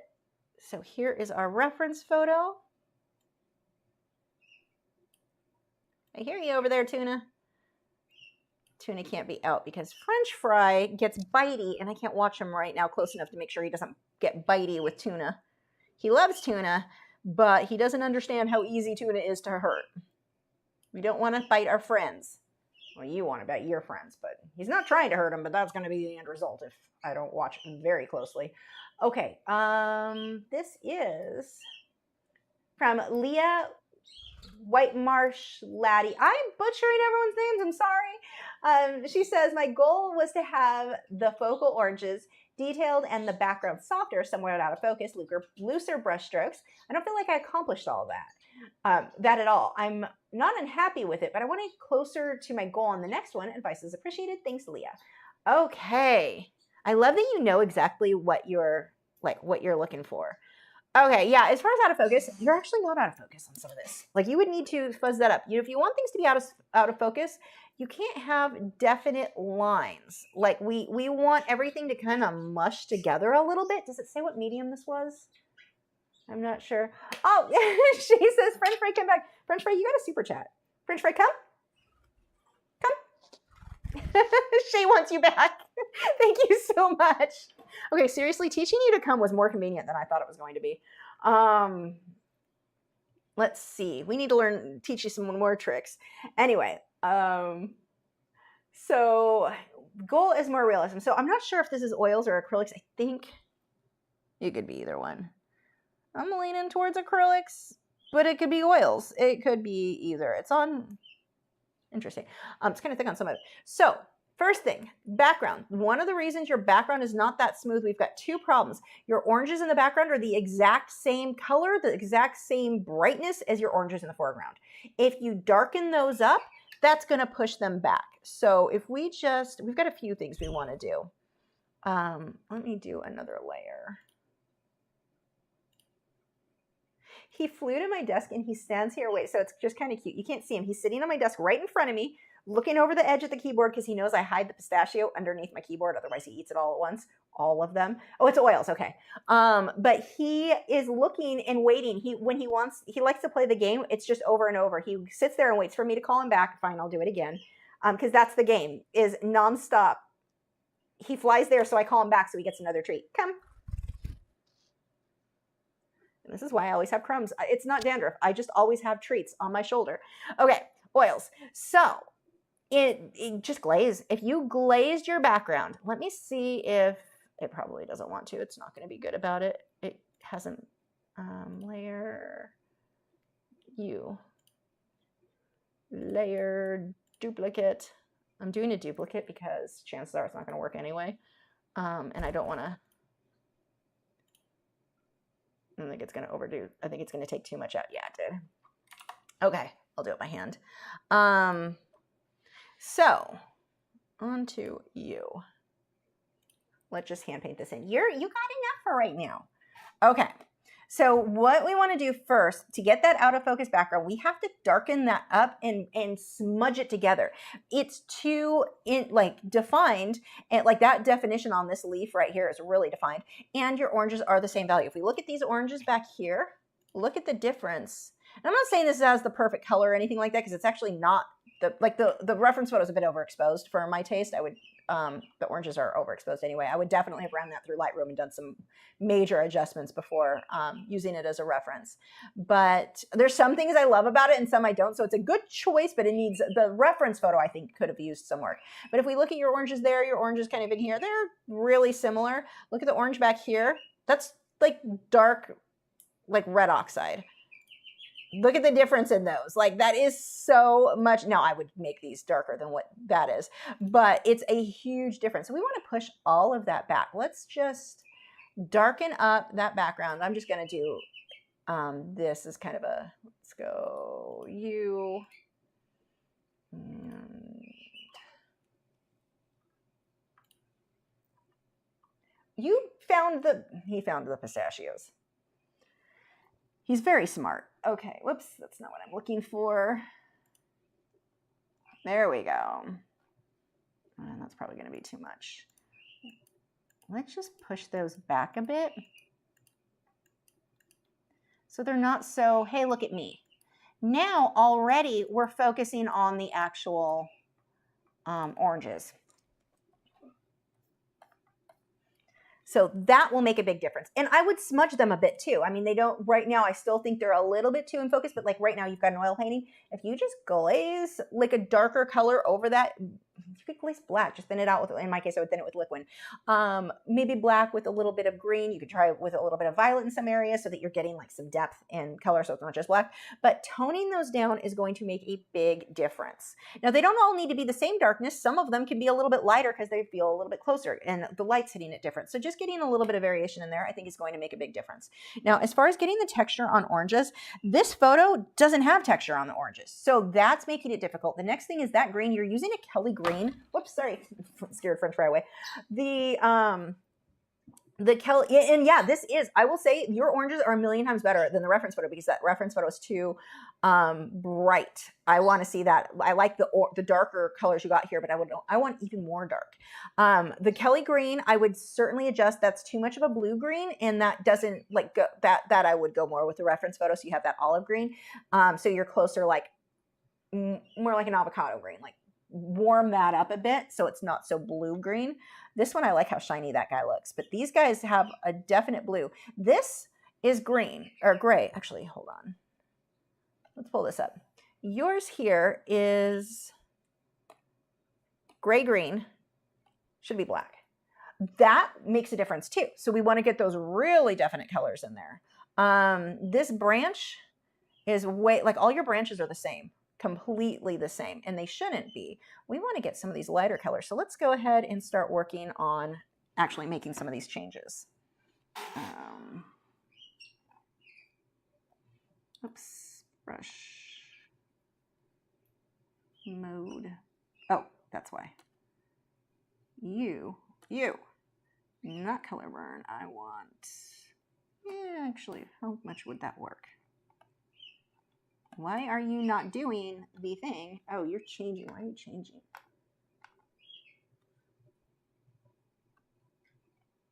My tool is not doing what it's supposed to do for some. What do I have? I don't know why you're being like this right now. Like, why are you doing this? Nope. Okay, let's just do it my way then. You, a little darker. And are we still gonna be doing a thing here? We still haven't it. Yeah, why don't you want to?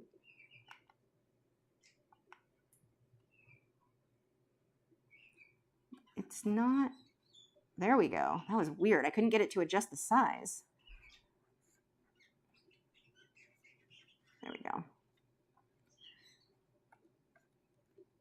So we want some highlights, a lot of highlights. So this one comes here and it stops. We've got a shadow.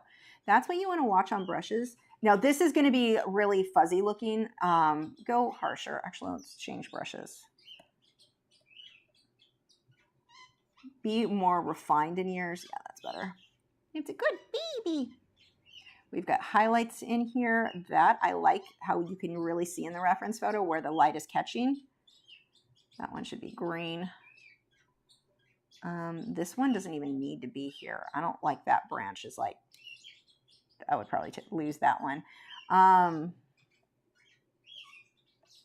We've got a highlight, and then we've got some definite, like,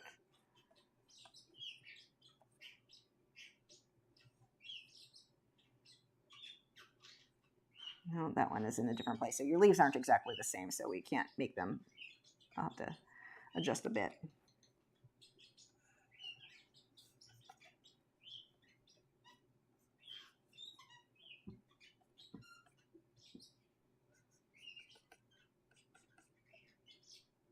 Okay, and then we have the definite darks on these branches.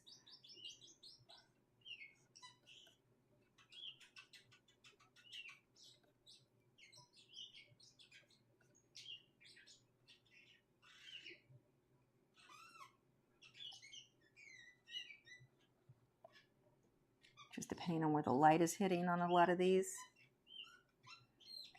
Okay, and then we've got our shadows. So I like what you've done with your shadows. I want to pull more, go maybe a little bit darker on some of those. Maybe not that. Let's switch brushes again.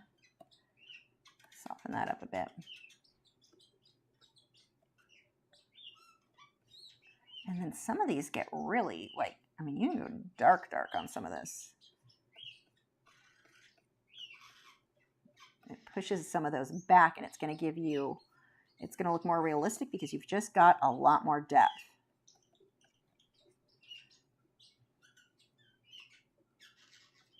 Don't be afraid of pushing those shadows.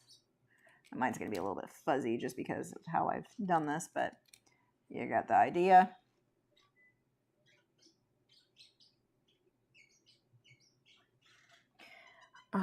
Let's pull a little bit more up here.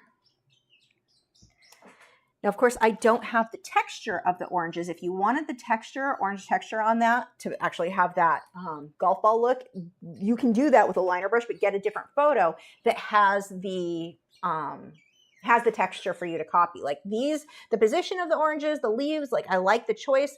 I would darken it like you've done. I think that was a good choice, but look at the difference in the branches too. Look at how we can suddenly make it so much more interesting just by putting the darks in. I didn't even do any lights. Your lights are actually pretty good. You could probably pull a few more lights out. But by darkening the darks, what a difference that makes. And it's such easy changes, especially oil paint. You were just glazing. You were mostly darkening. We had a few highlights we pulled out on the branch, but you were mostly making things darker. I might go a little bit lighter on, let's see.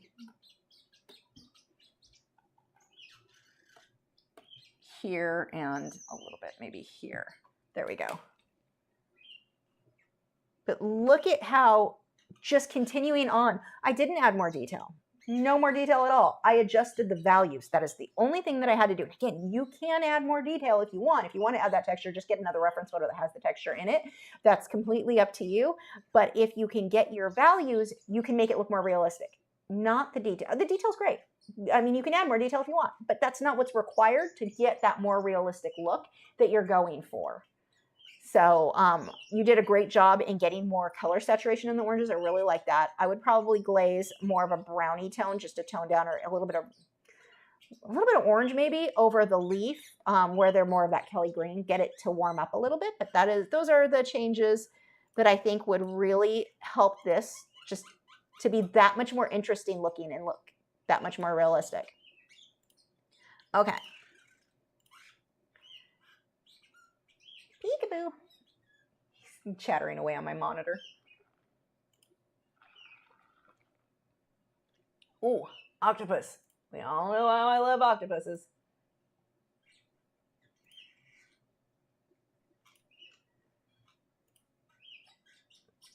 Okay. You and you. Come on over. Wait, what was the Price is Right? Come on down. Random memory from being sick as a child and watching that show. Okay, let's pull these up.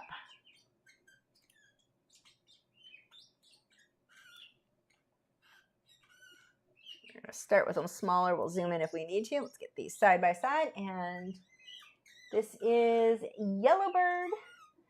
Says, I'm Deb F. So glad, excuse me, I found you. Taught me so much. Okay, thinking So thinking the rock is competing with the octopus. Oh, I have done that in black and white pieces more times than I can count. I've got a lot of that. Could erase to lighten up, make more highlights on the rock. Can where I put the light on dark so it's gray again, what would be the best technique for that? So I believe this is charcoal. Does it say? I don't think it does, but I think it's charcoal. Yeah, definitely competing. I would darken the rock. I would not lighten it because you're still going to be competing. Now you're competing with the other side of the background. Like, do not lighten the rock. That needs to be darker. That will make a huge difference. Get those darks darker. Like, why? It doesn't make sense right now. And this is so great because this is such an easy fix. It doesn't make a ton of sense that you have, let's go layer. No, layer. Okay. You've got these beautiful darks right in here, but not like what they should be here too. Look at your reference photo, those darks. So one of the things you want to think about too, when we choose a reference photo, we chose, like, there was something about it that we were just drawn to that really attracted us. It may be the position, it may be whatever. There was a reason that we were attracted to it. So while, yes, we can take artistic license, make sure that artistic license isn't removing part of what made us initially attracted to it. And I think that contrast on that octopus is likely one of the reasons that you were so attracted to it in the first place. So, hi, welcome back. Whoops, I'm sorry, you slid off my shoulder. I know I'm not wearing a sweatshirt like usual, so you can't stick as well. So if we just take this, let's go with,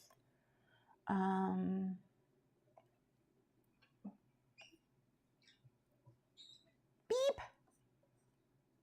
Maybe not that much. Maybe I'm overdoing it some. Yeah. Okay. If I keep saying random words, I don't have any sort of disorder there. I mean, I'm probably, well, it's debatable, but it's because I'm responding to him. Like, he randomly says, yeah, I have to say yeah, because, you know, that's what we do. Those of you who have birds understand. We can just darken some of these. Hi, baby. Hi. This leg is separate from that one, and it looks like they're connected. So this one is a part of this, just so you're aware of like what you're looking at in the octopus. This is separate.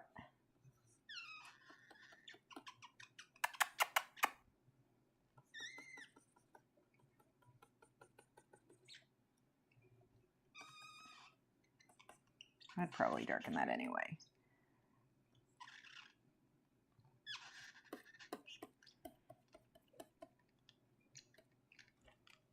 Just darkening the rock. I'm not even doing anything on the octopus. Well, okay, I lied. I did some shading on the octopus.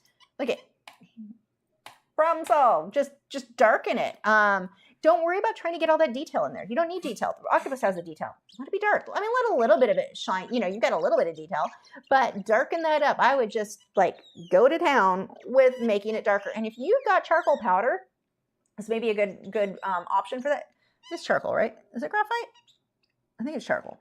Yeah, that's got to be charcoal. You can take graphite powder or charcoal powder with a mop brush and just lightly go over those areas, and you just get a really cool texture with it. So that may be an option. It won't get as dark. You're still gonna have to use a charcoal pencil for some of it to really darken up.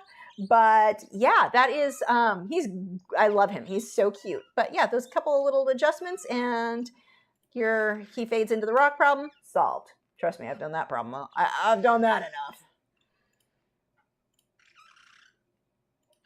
Okay. Teresa sent me a blank email, and then she sent me the real email. Let's download this. Teresa's someone I hang out with in person sometimes, so you know, I felt like I can give her a hard time about sending me a blank email. Teresa. We occasionally have art night. Let's see.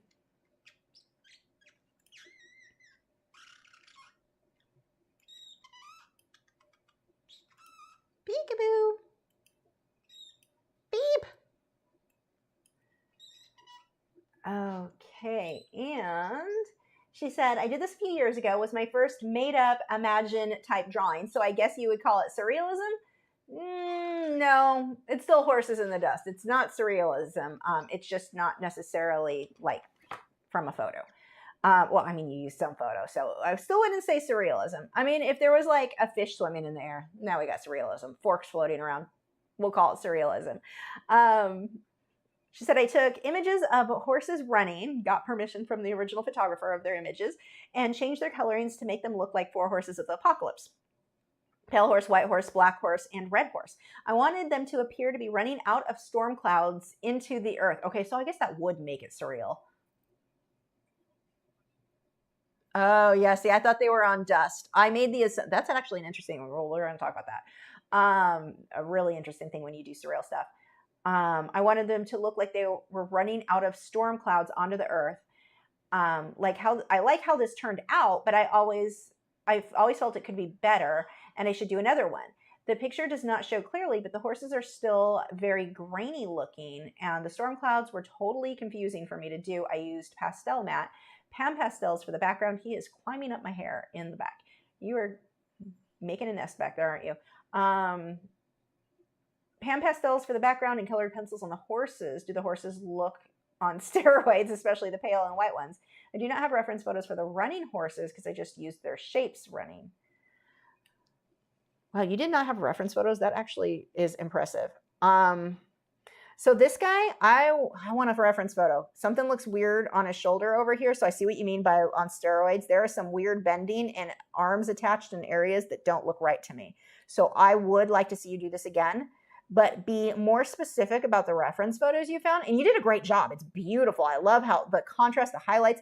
I like how you're dark here and you fade into the light. I never would have guessed this was horses of the apocalypse running out of the storms, the clouds.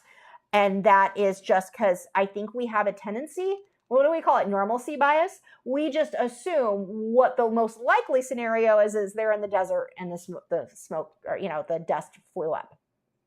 So that is, you are just burying yourself in my hair. See, this is why I have to have short hair, because he would that would be a mess of knots.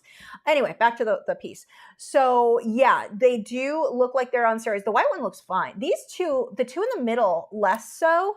And even the guy on the end is okay. Where's his, I feel like you should be able to see, ow, don't bite. I feel like you should be able to see his tail. And maybe not, I don't know.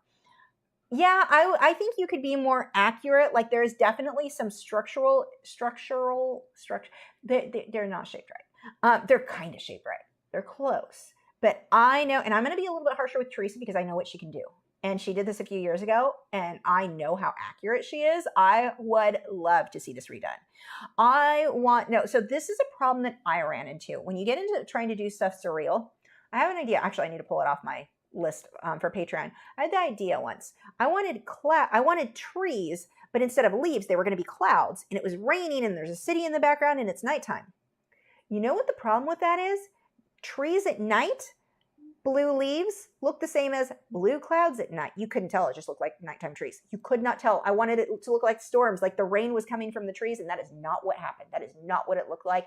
What happened in my head and what happened on the canvas were so wildly different situations. It was a major failure. Now, I say failure, but I wasn't mad at myself at all. I still like the concept. I just learned a few things about what I need to do to make it better. And the fact that you're willing to go and do it again probably means it's going to be amazing. Because you already know now, hey, maybe don't do that. Maybe the horses need a little bit more. These 2 feet should not be lined up that evenly, I don't think. That is a weird. There's these little things that I know if you did this now, because I know what your skill level is now, which is really good. And this is not like, I'm being more picky. Keep in mind, sometimes Teresa and I hang out and have art night together. We need to have one of those again.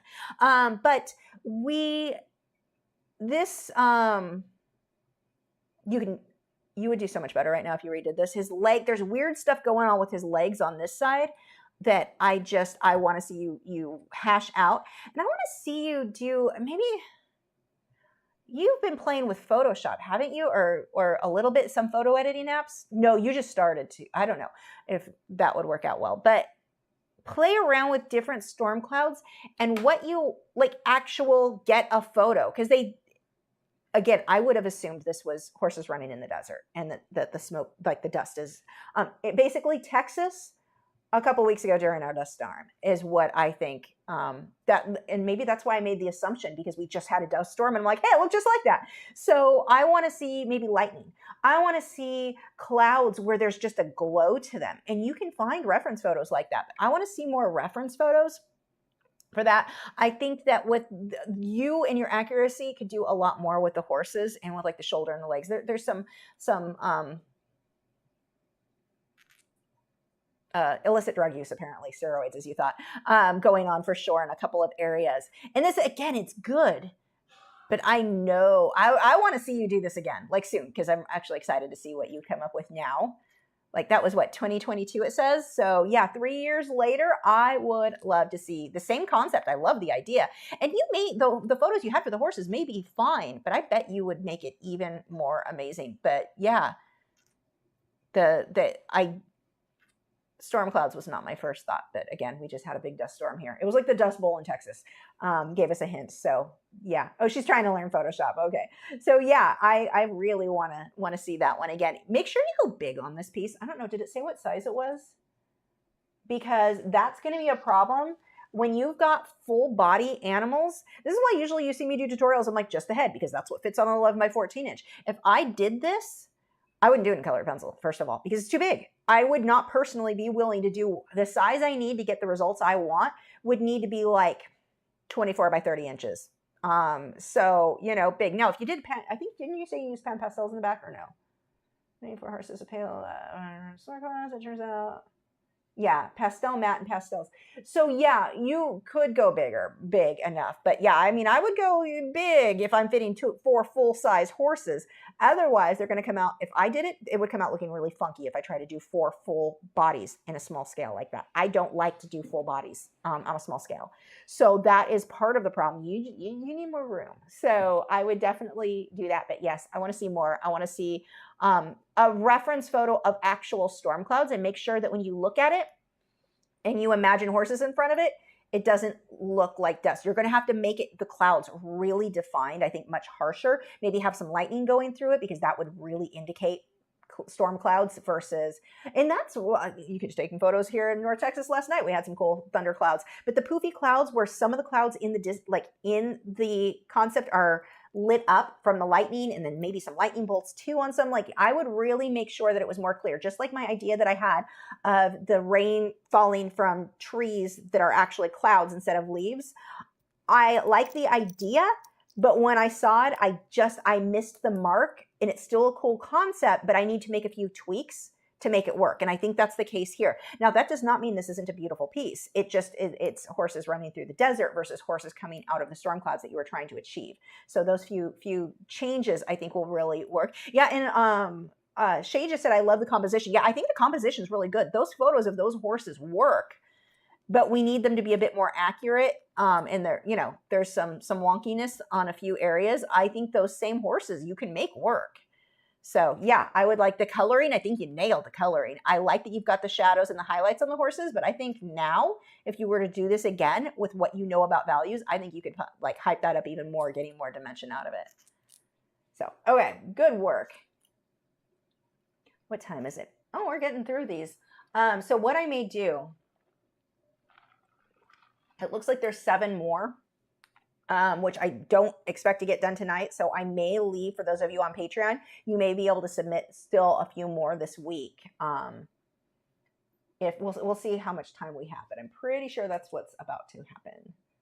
I'm definitely getting tired too.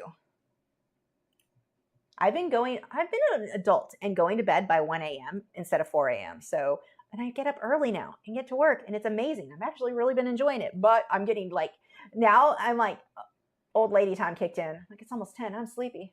Okay, focus, Lisa. Focus. Maybe I don't need this window open. Okay, what was next? We have you and you.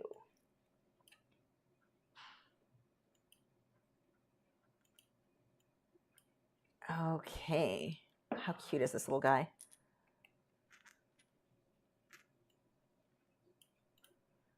Oh, that is a rough reference photo to work from. Dang, you did a good job.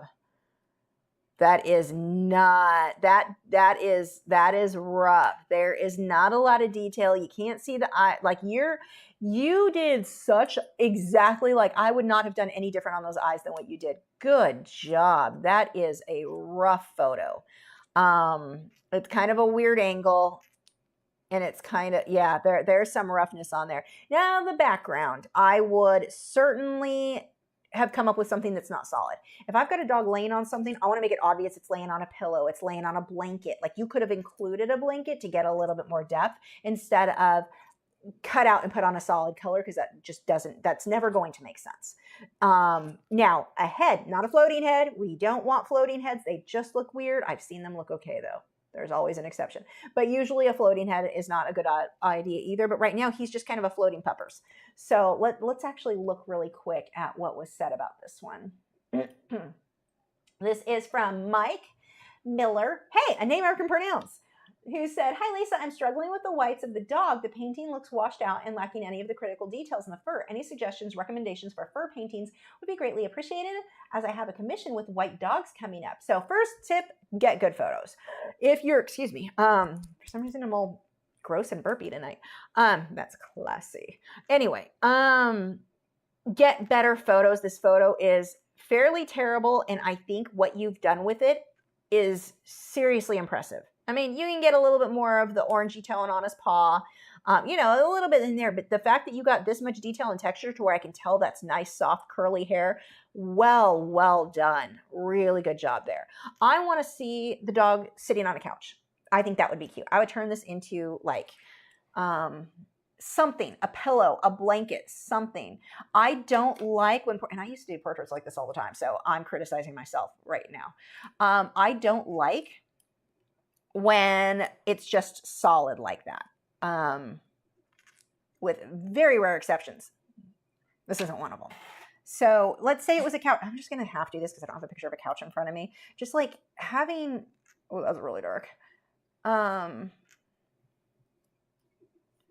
Having shadows that it's like, okay, here's a couch cushion and the end of the couch comes here. And maybe there's I don't know. I want to see something that has more, he's not just like floating. You know what I mean? Like, and I'm not saying this is good. I'm just saying I want to see something. I think a cute couch pillow, cute blanket would work. Like, and even if the dog, you don't have the blanket, it looks like you cropped that out. So I'm not sure what was there initially. But even if you don't have a good, oops, I did not do layers. Shocking. What happened to the layer I was making? I was making a layer and then I lost it. But even if you don't have anything like that, you can go online, get a photo of a dog sitting on a blanket and copy it. Put a blanket, put a, like, depending on how far you want to go. So here's a trick with, she says, I just want to hug him, right? Me too, it's so funny. You know, right after he probably peed on someone's floor because little dogs. But you guys know what I'm talking about with little dogs. I know, I had them.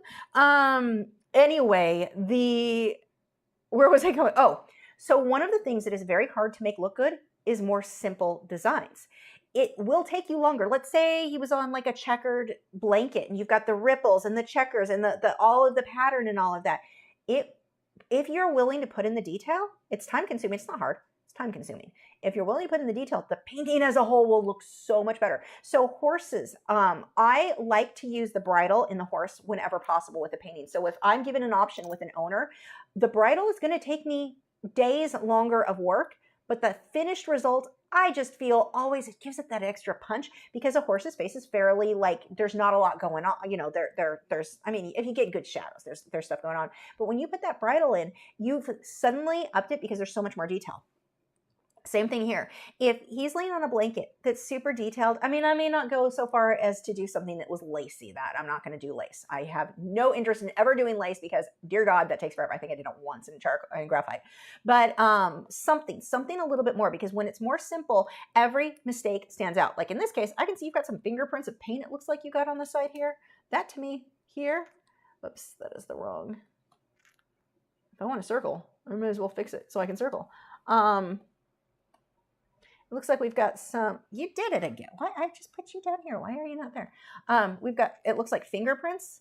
You had paint on your hand and touched it, didn't you? Or maybe the paint was wet and you touched it. But those little things are eyesores.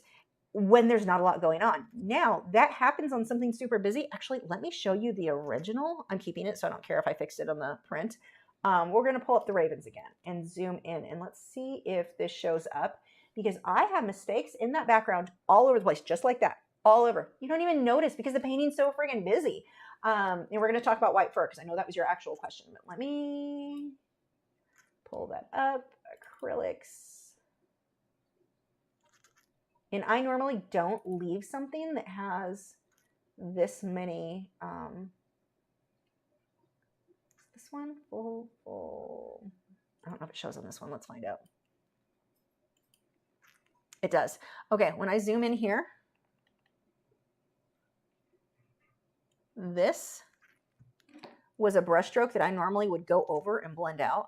Right, see this right here? It's kind of like that. I have that. I had a couple of like little, there's a couple of little oopsies that I don't love. You would never, no one's going to notice that. Well, you guys will. I mean, in the print that I won't have that included, but it's so busy. There is so much going on that your eye is not drawn to that.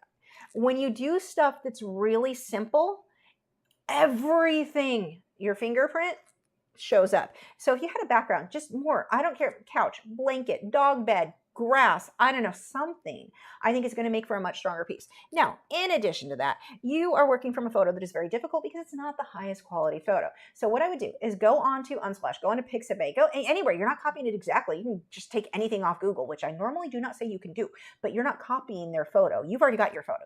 You're just looking at fur texture. Look at the fur texture, look at the color of another dog where the lighting is not so overexposed. So, and if you took the photo yourself, I'm not trying to bash you on that. I mean, it's the nature. If you don't know how to take photos of white dogs, it's very difficult to get the lighting really good in there. So the eyes, I think you made him look so cute. I think it looks so much better in the reference photo. So you're already at one up on that reference photo. But again, there needs to be something that he's not just floating in the middle.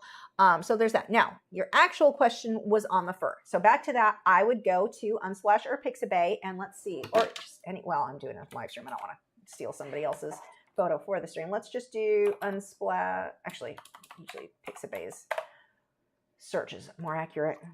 White poodle. And I don't know that this is are you a poodle?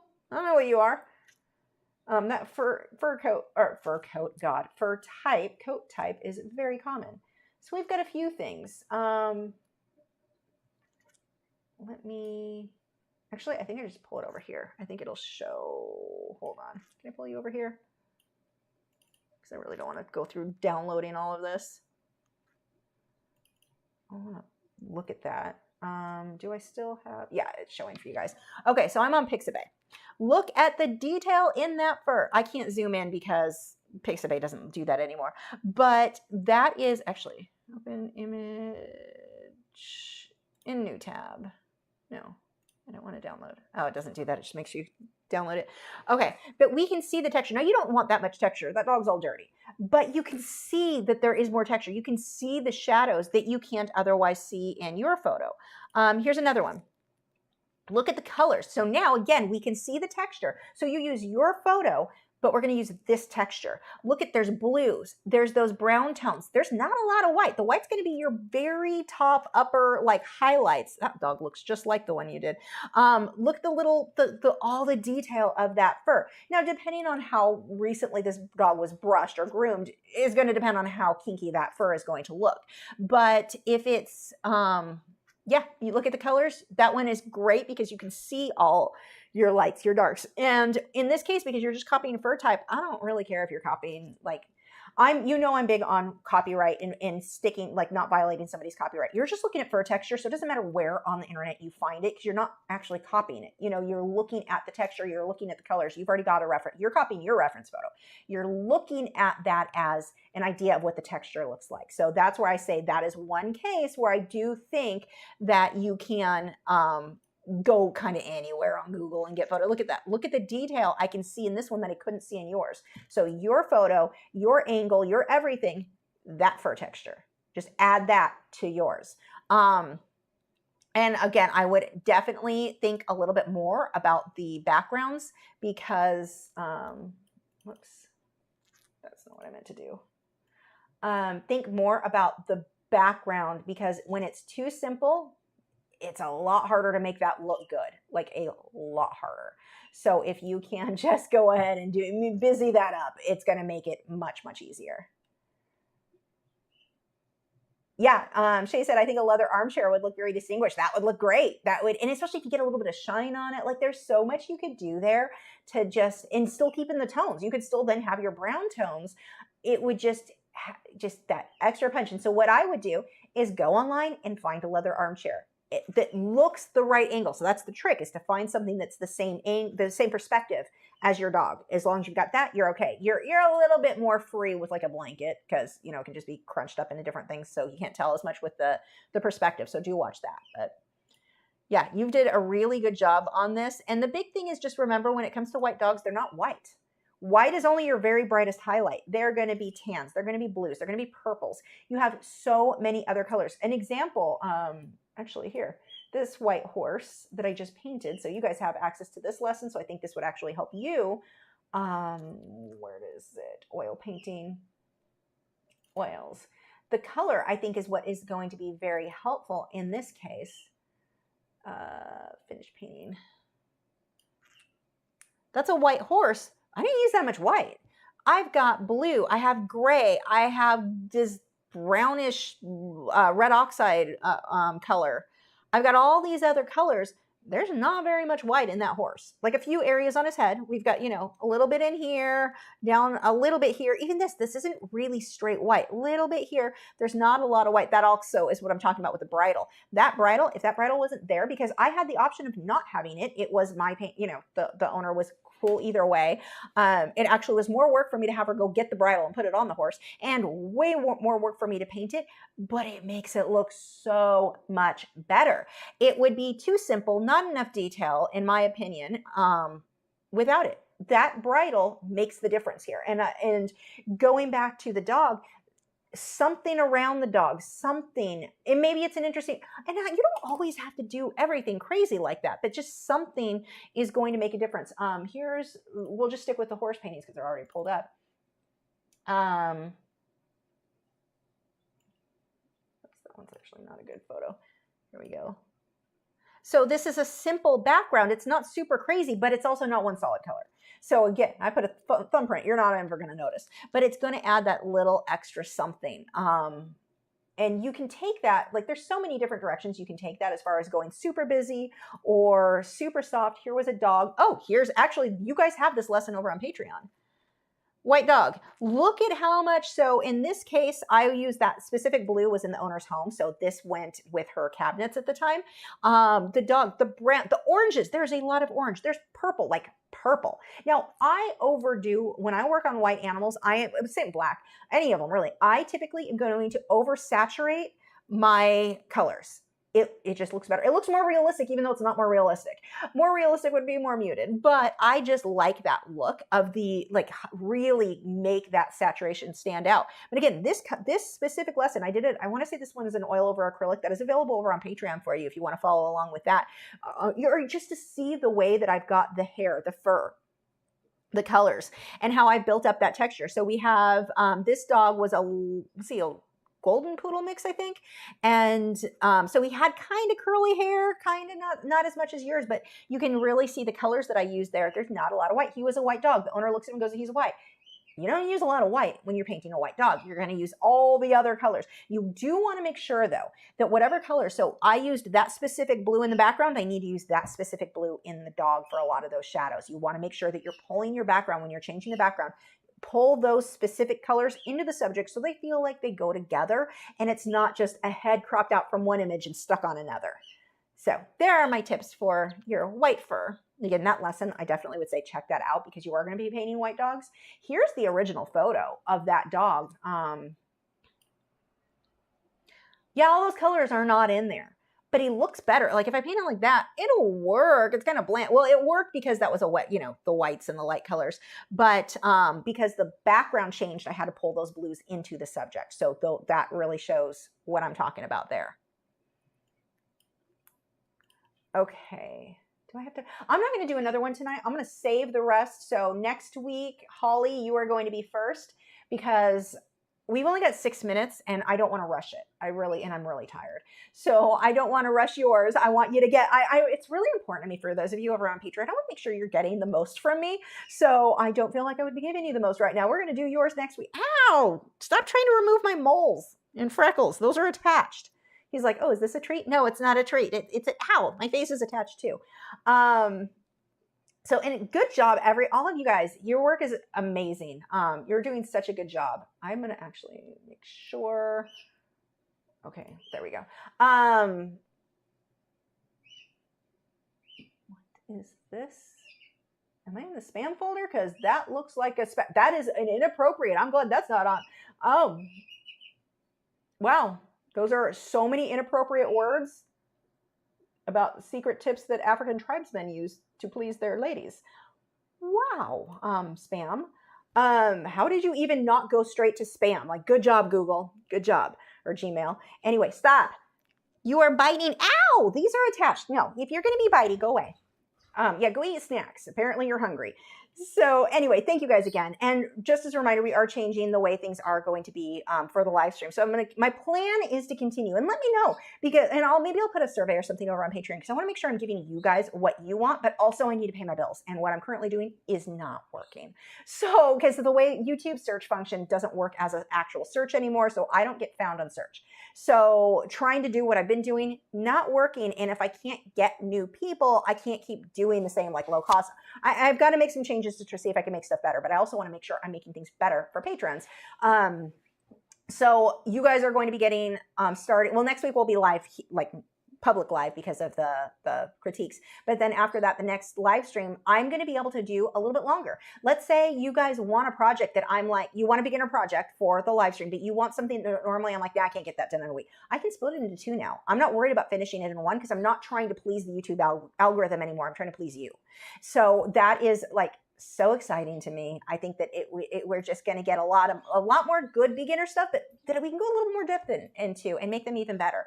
Or sometimes maybe it's a 45-minute live stream and it's a short one, but there will not be ads on those anymore, because they are not going to be public. That is just for Patreon members. So that's I'm really excited about that. And I've already, again, if you go to, did I leave it on here? Hold on, let me paste.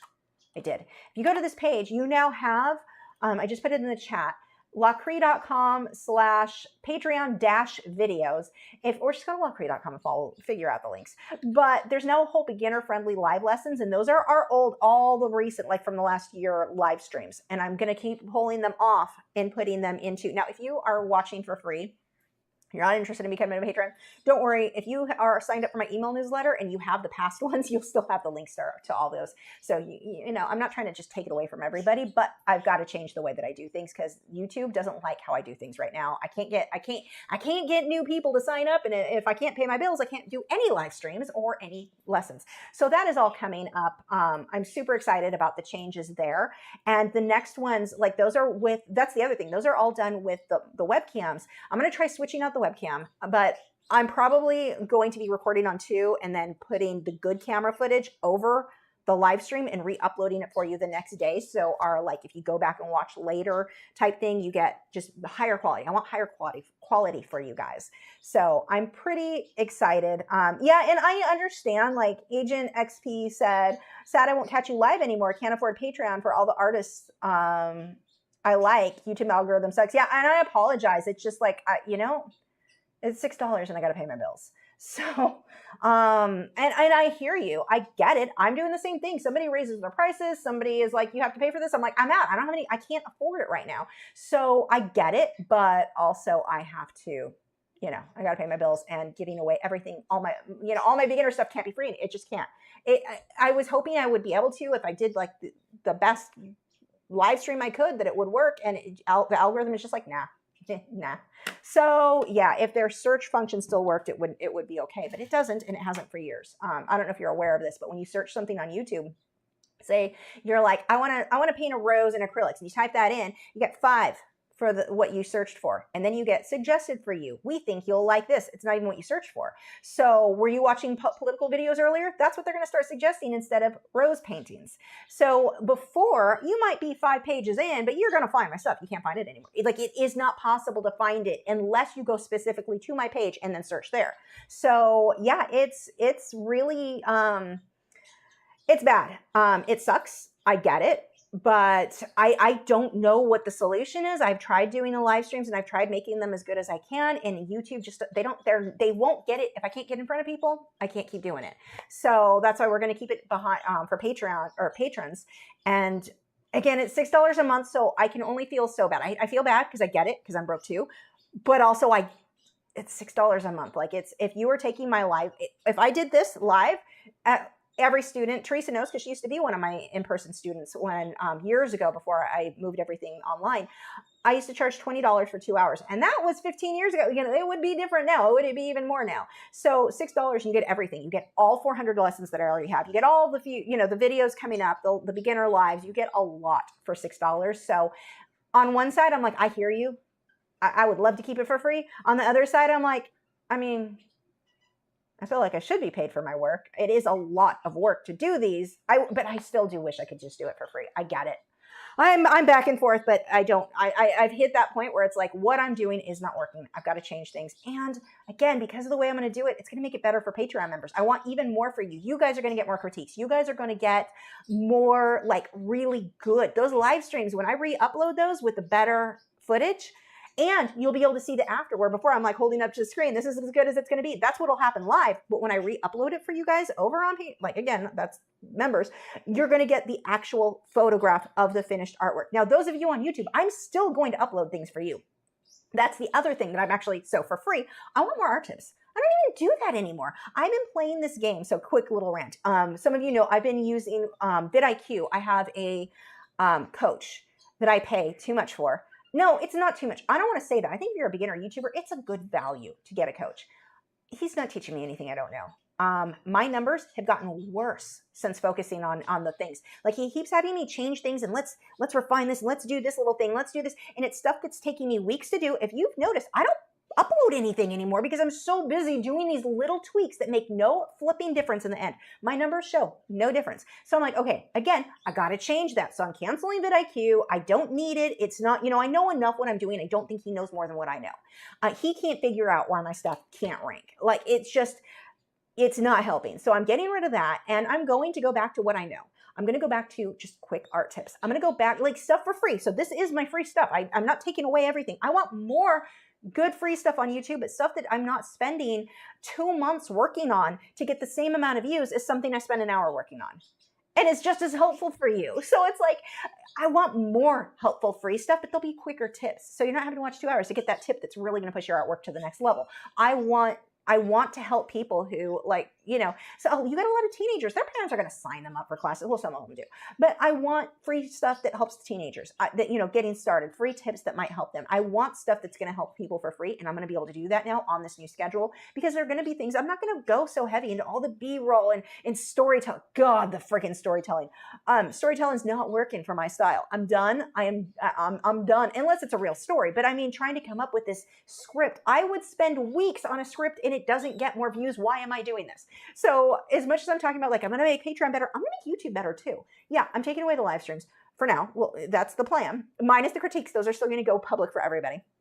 But I'm going to have better, like, more edited content for free on YouTube, because I'm not providing that right now because it takes so long to do. So yeah, I'm changing a bunch of stuff, and I am excited. And I do think that the Patreon is really worth the value, more than a lot of what you see. Most YouTubers, like, there's YouTubers who have like millions of subscribers, and I've looked at their Patreon members. They can't they don't do well on Patreon because they don't have, well, for one, all their stuff is free on YouTube. They don't have the real time, but it's not, it's not something you need good quality lessons for. They're not uploading. That's the other thing. A lot of people are doing these Patreon things and they don't upload very often. They're like, every few months you might get a lesson, where I'm over here like every week, here's something new, here's another. I upload so much content. Now I am going to slow down some of that, minus the beginner stuff will still be every week, or a critique. But I do want more advanced stuff too. I'm like, I don't have time. I think this is going to allow for that because I'm not worrying about, I'm basically trying to get rid of worrying so much about the YouTube algorithm and just make what I know how to make and get the better stuff for our Patreon. So I want you to have a bigger reason to want to pay for Patreon. And those of you, like, it's been interesting. So I know I'm really rambling. I just did the Facebook group over on for our Patreon members only. I don't know why we didn't have one. I mean, we have Discord, but Discord doesn't work for everybody. So for those people, then you've got Facebook. I love Discord too, so don't miss out on that. But for our Patreon only group on Facebook, what it was surprising me is seeing how many of you guys, because I don't necessarily see that in the analytics, but seeing how many of you, because one of the questions, so that I knew like it was easier to filter through who was an actual member or not, was how long have you been a member? Some of you guys have been with me from the beginning. You've been here for so long, and I want better for you. I want to produce more for you that you're going to enjoy. So yes, we are changing stuff. Yeah, you've got tons of, and that's the other thing with my Patreon. Like, I'm not to just humble brag. It's not even humble bragging. There's no humble here. My videos, my lessons, I offer more than pretty much anybody. Because there's so many mediums. Most people don't work in as many mediums as I do. So you're like, I have to sign up for this person if I want to do colored pencil. I have to sign up for this person for acrylic painting. I have to sign up with this person for oil painting. I do most mediums. So you're getting all of that and tons. Like, I have 400. That's the other thing. I have 400 videos right now when you sign up. Now I'm trying to make them better for sure. Moving forward, again, I'm still trying to like refine them, make them better. Let me know if there's something like you think I could improve on those. Let me know. I'm listening to you guys. So I've already got 400. So let's now slow down on some of the more advanced stuff and really make them good for you guys. You've got tons of stuff over there. So yeah, these are just tons of things I want to make better. And thank you guys who have been supporting all this time, like so much. One of the things that I am going to work on, I'm probably going to be getting rid of some of the tiers unless you're already a member. Those of you who are already a member, my plan is to keep those, because I said when I raised my prices last year, because I had to go up a little bit, I had said then, like, you sign up at this, before the prices go up, you're going to keep it. I'm going to make sure that's the same. But I may get rid of some of the tiers for future people. Like, I'm going to simplify it to make it easier for you to choose, like, which rewards you get. But those of you who are already paying, you're already on the $4, the legacy members, those are going to stay the same. I just am going to make it so new will be different, but better. I just want to like refine things and make more sense for you guys. So anyway, that is the plan. Let's see. Shay said, will you do mainstream stuff like unboxing, reviews, and comparisons? Comparisons, yes, and that will be over on YouTube for sure. Those will all be public. I don't do that many comparisons because it's like, there's only so many brands who I think are quality enough to use. Most of the stuff that you're seeing are from like, it's all crap out of China. They all come from the same warehouse. They just put different brand labels on them. Like, it's all the same crap. So I don't really see a reason to keep doing review after review after review. I'm sure, maybe, I don't know. So there's that. But yeah, I've unboxings. I've done. I don't know. I'm not really into unboxings myself, especially when they do the ASMR crap and you can hear every tape. Well, just stop. I don't want to hear it. It gives me the heebie-jeebies. How about MeWe? So that's interesting. Fran said, how about MeWe? Do you mean, MeWe. I love MeWe. It is such a superior platform to Facebook in so many ways. The algorithm, everything about it is better. I can't get people over there. I got a few of you guys joined me over there. I cannot get people to leave Facebook and go there. So I did not make a Patreon only live stream or a Patreon only group on MeWe. If enough of you want it, I will. I would say just join Discord, honestly. But I can't, I feel like the whole, beating a dead horse sort of thing is me with MeWe. And it sucks because it is such a good platform. Like, I so believe in it. People won't move. I can't get enough. I cannot get people over. And for a while, I think MeWe was doing really good. Like 2020, 2021, 2022, it was doing good. It has just dropped. I post, no one's over there anymore. I don't know what happened, but it just tanked and it sucks. Yeah, Fran says, I love it. And it's good. Exactly. Like, it's so good. Or do you love maybe you're talking about Discord. I'm not sure because but MeWe is so good, but if enough of you ask me about doing that, I'll also make us a Patreon only group over there for sure. I'm actually considering getting rid of my art page on Patreon. Or not Patreon. What? No. What? MeWe. That the platform has just taken, not quality. The quality is good. the users. There's no users. I'm just so it's hard to get people onto another platform. And MeWe, it just sucks because it was like it was Facebook when Facebook was good, and it just I can't. Yeah, people aren't using it anymore, and they did for a while, and then yeah.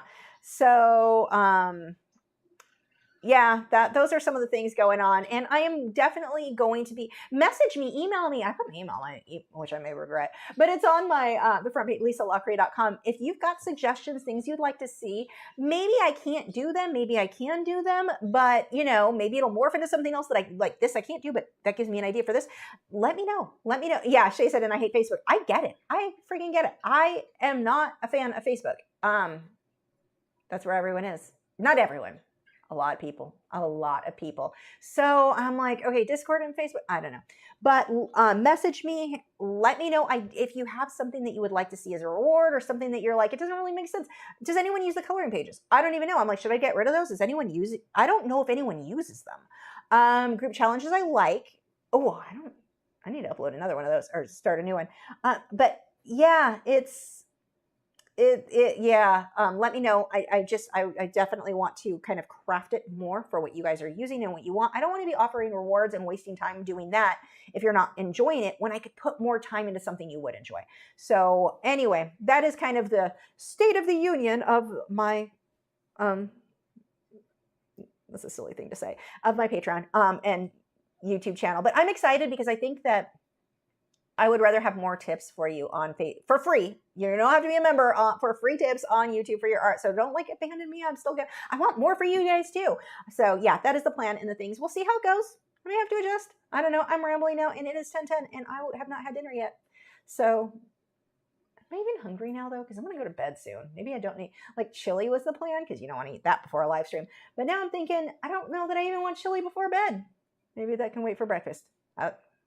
Maybe what happens. Anyway, I'll see you guys next week. We will continue on with the live stream, and feel free. You can go ahead and submit still this week. If you are a member on Patreon, go ahead and submit for a critique. If we have to go 3 weeks, we'll go through. I'm going to get you. We're doing more critiques for you guys. Anyway, I'll see you guys next week, and thank you so much for joining, and thank you for those of you who have been supporting me over on Patreon. I appreciate you so much. And that is definitely part of why I want things even better for you guys. Like, you've been here for so long. How can I make it better? So let me know. Message me, Lisa@Lachri.com if you want to email me. Message me. You can message me on Patreon. You can message me on, I don't see it. Always goes to my spam folders on social media stuff. So those are good. Or if you just want to make a suggestion thread on our Facebook group, that works too. Or in Discord. Anyway, I'm rambling. I'm done. I will see you guys tomorrow. Goodbye. I don't know. Where's my button? There's a button. Oh, this one. Here we go. Okay, bye.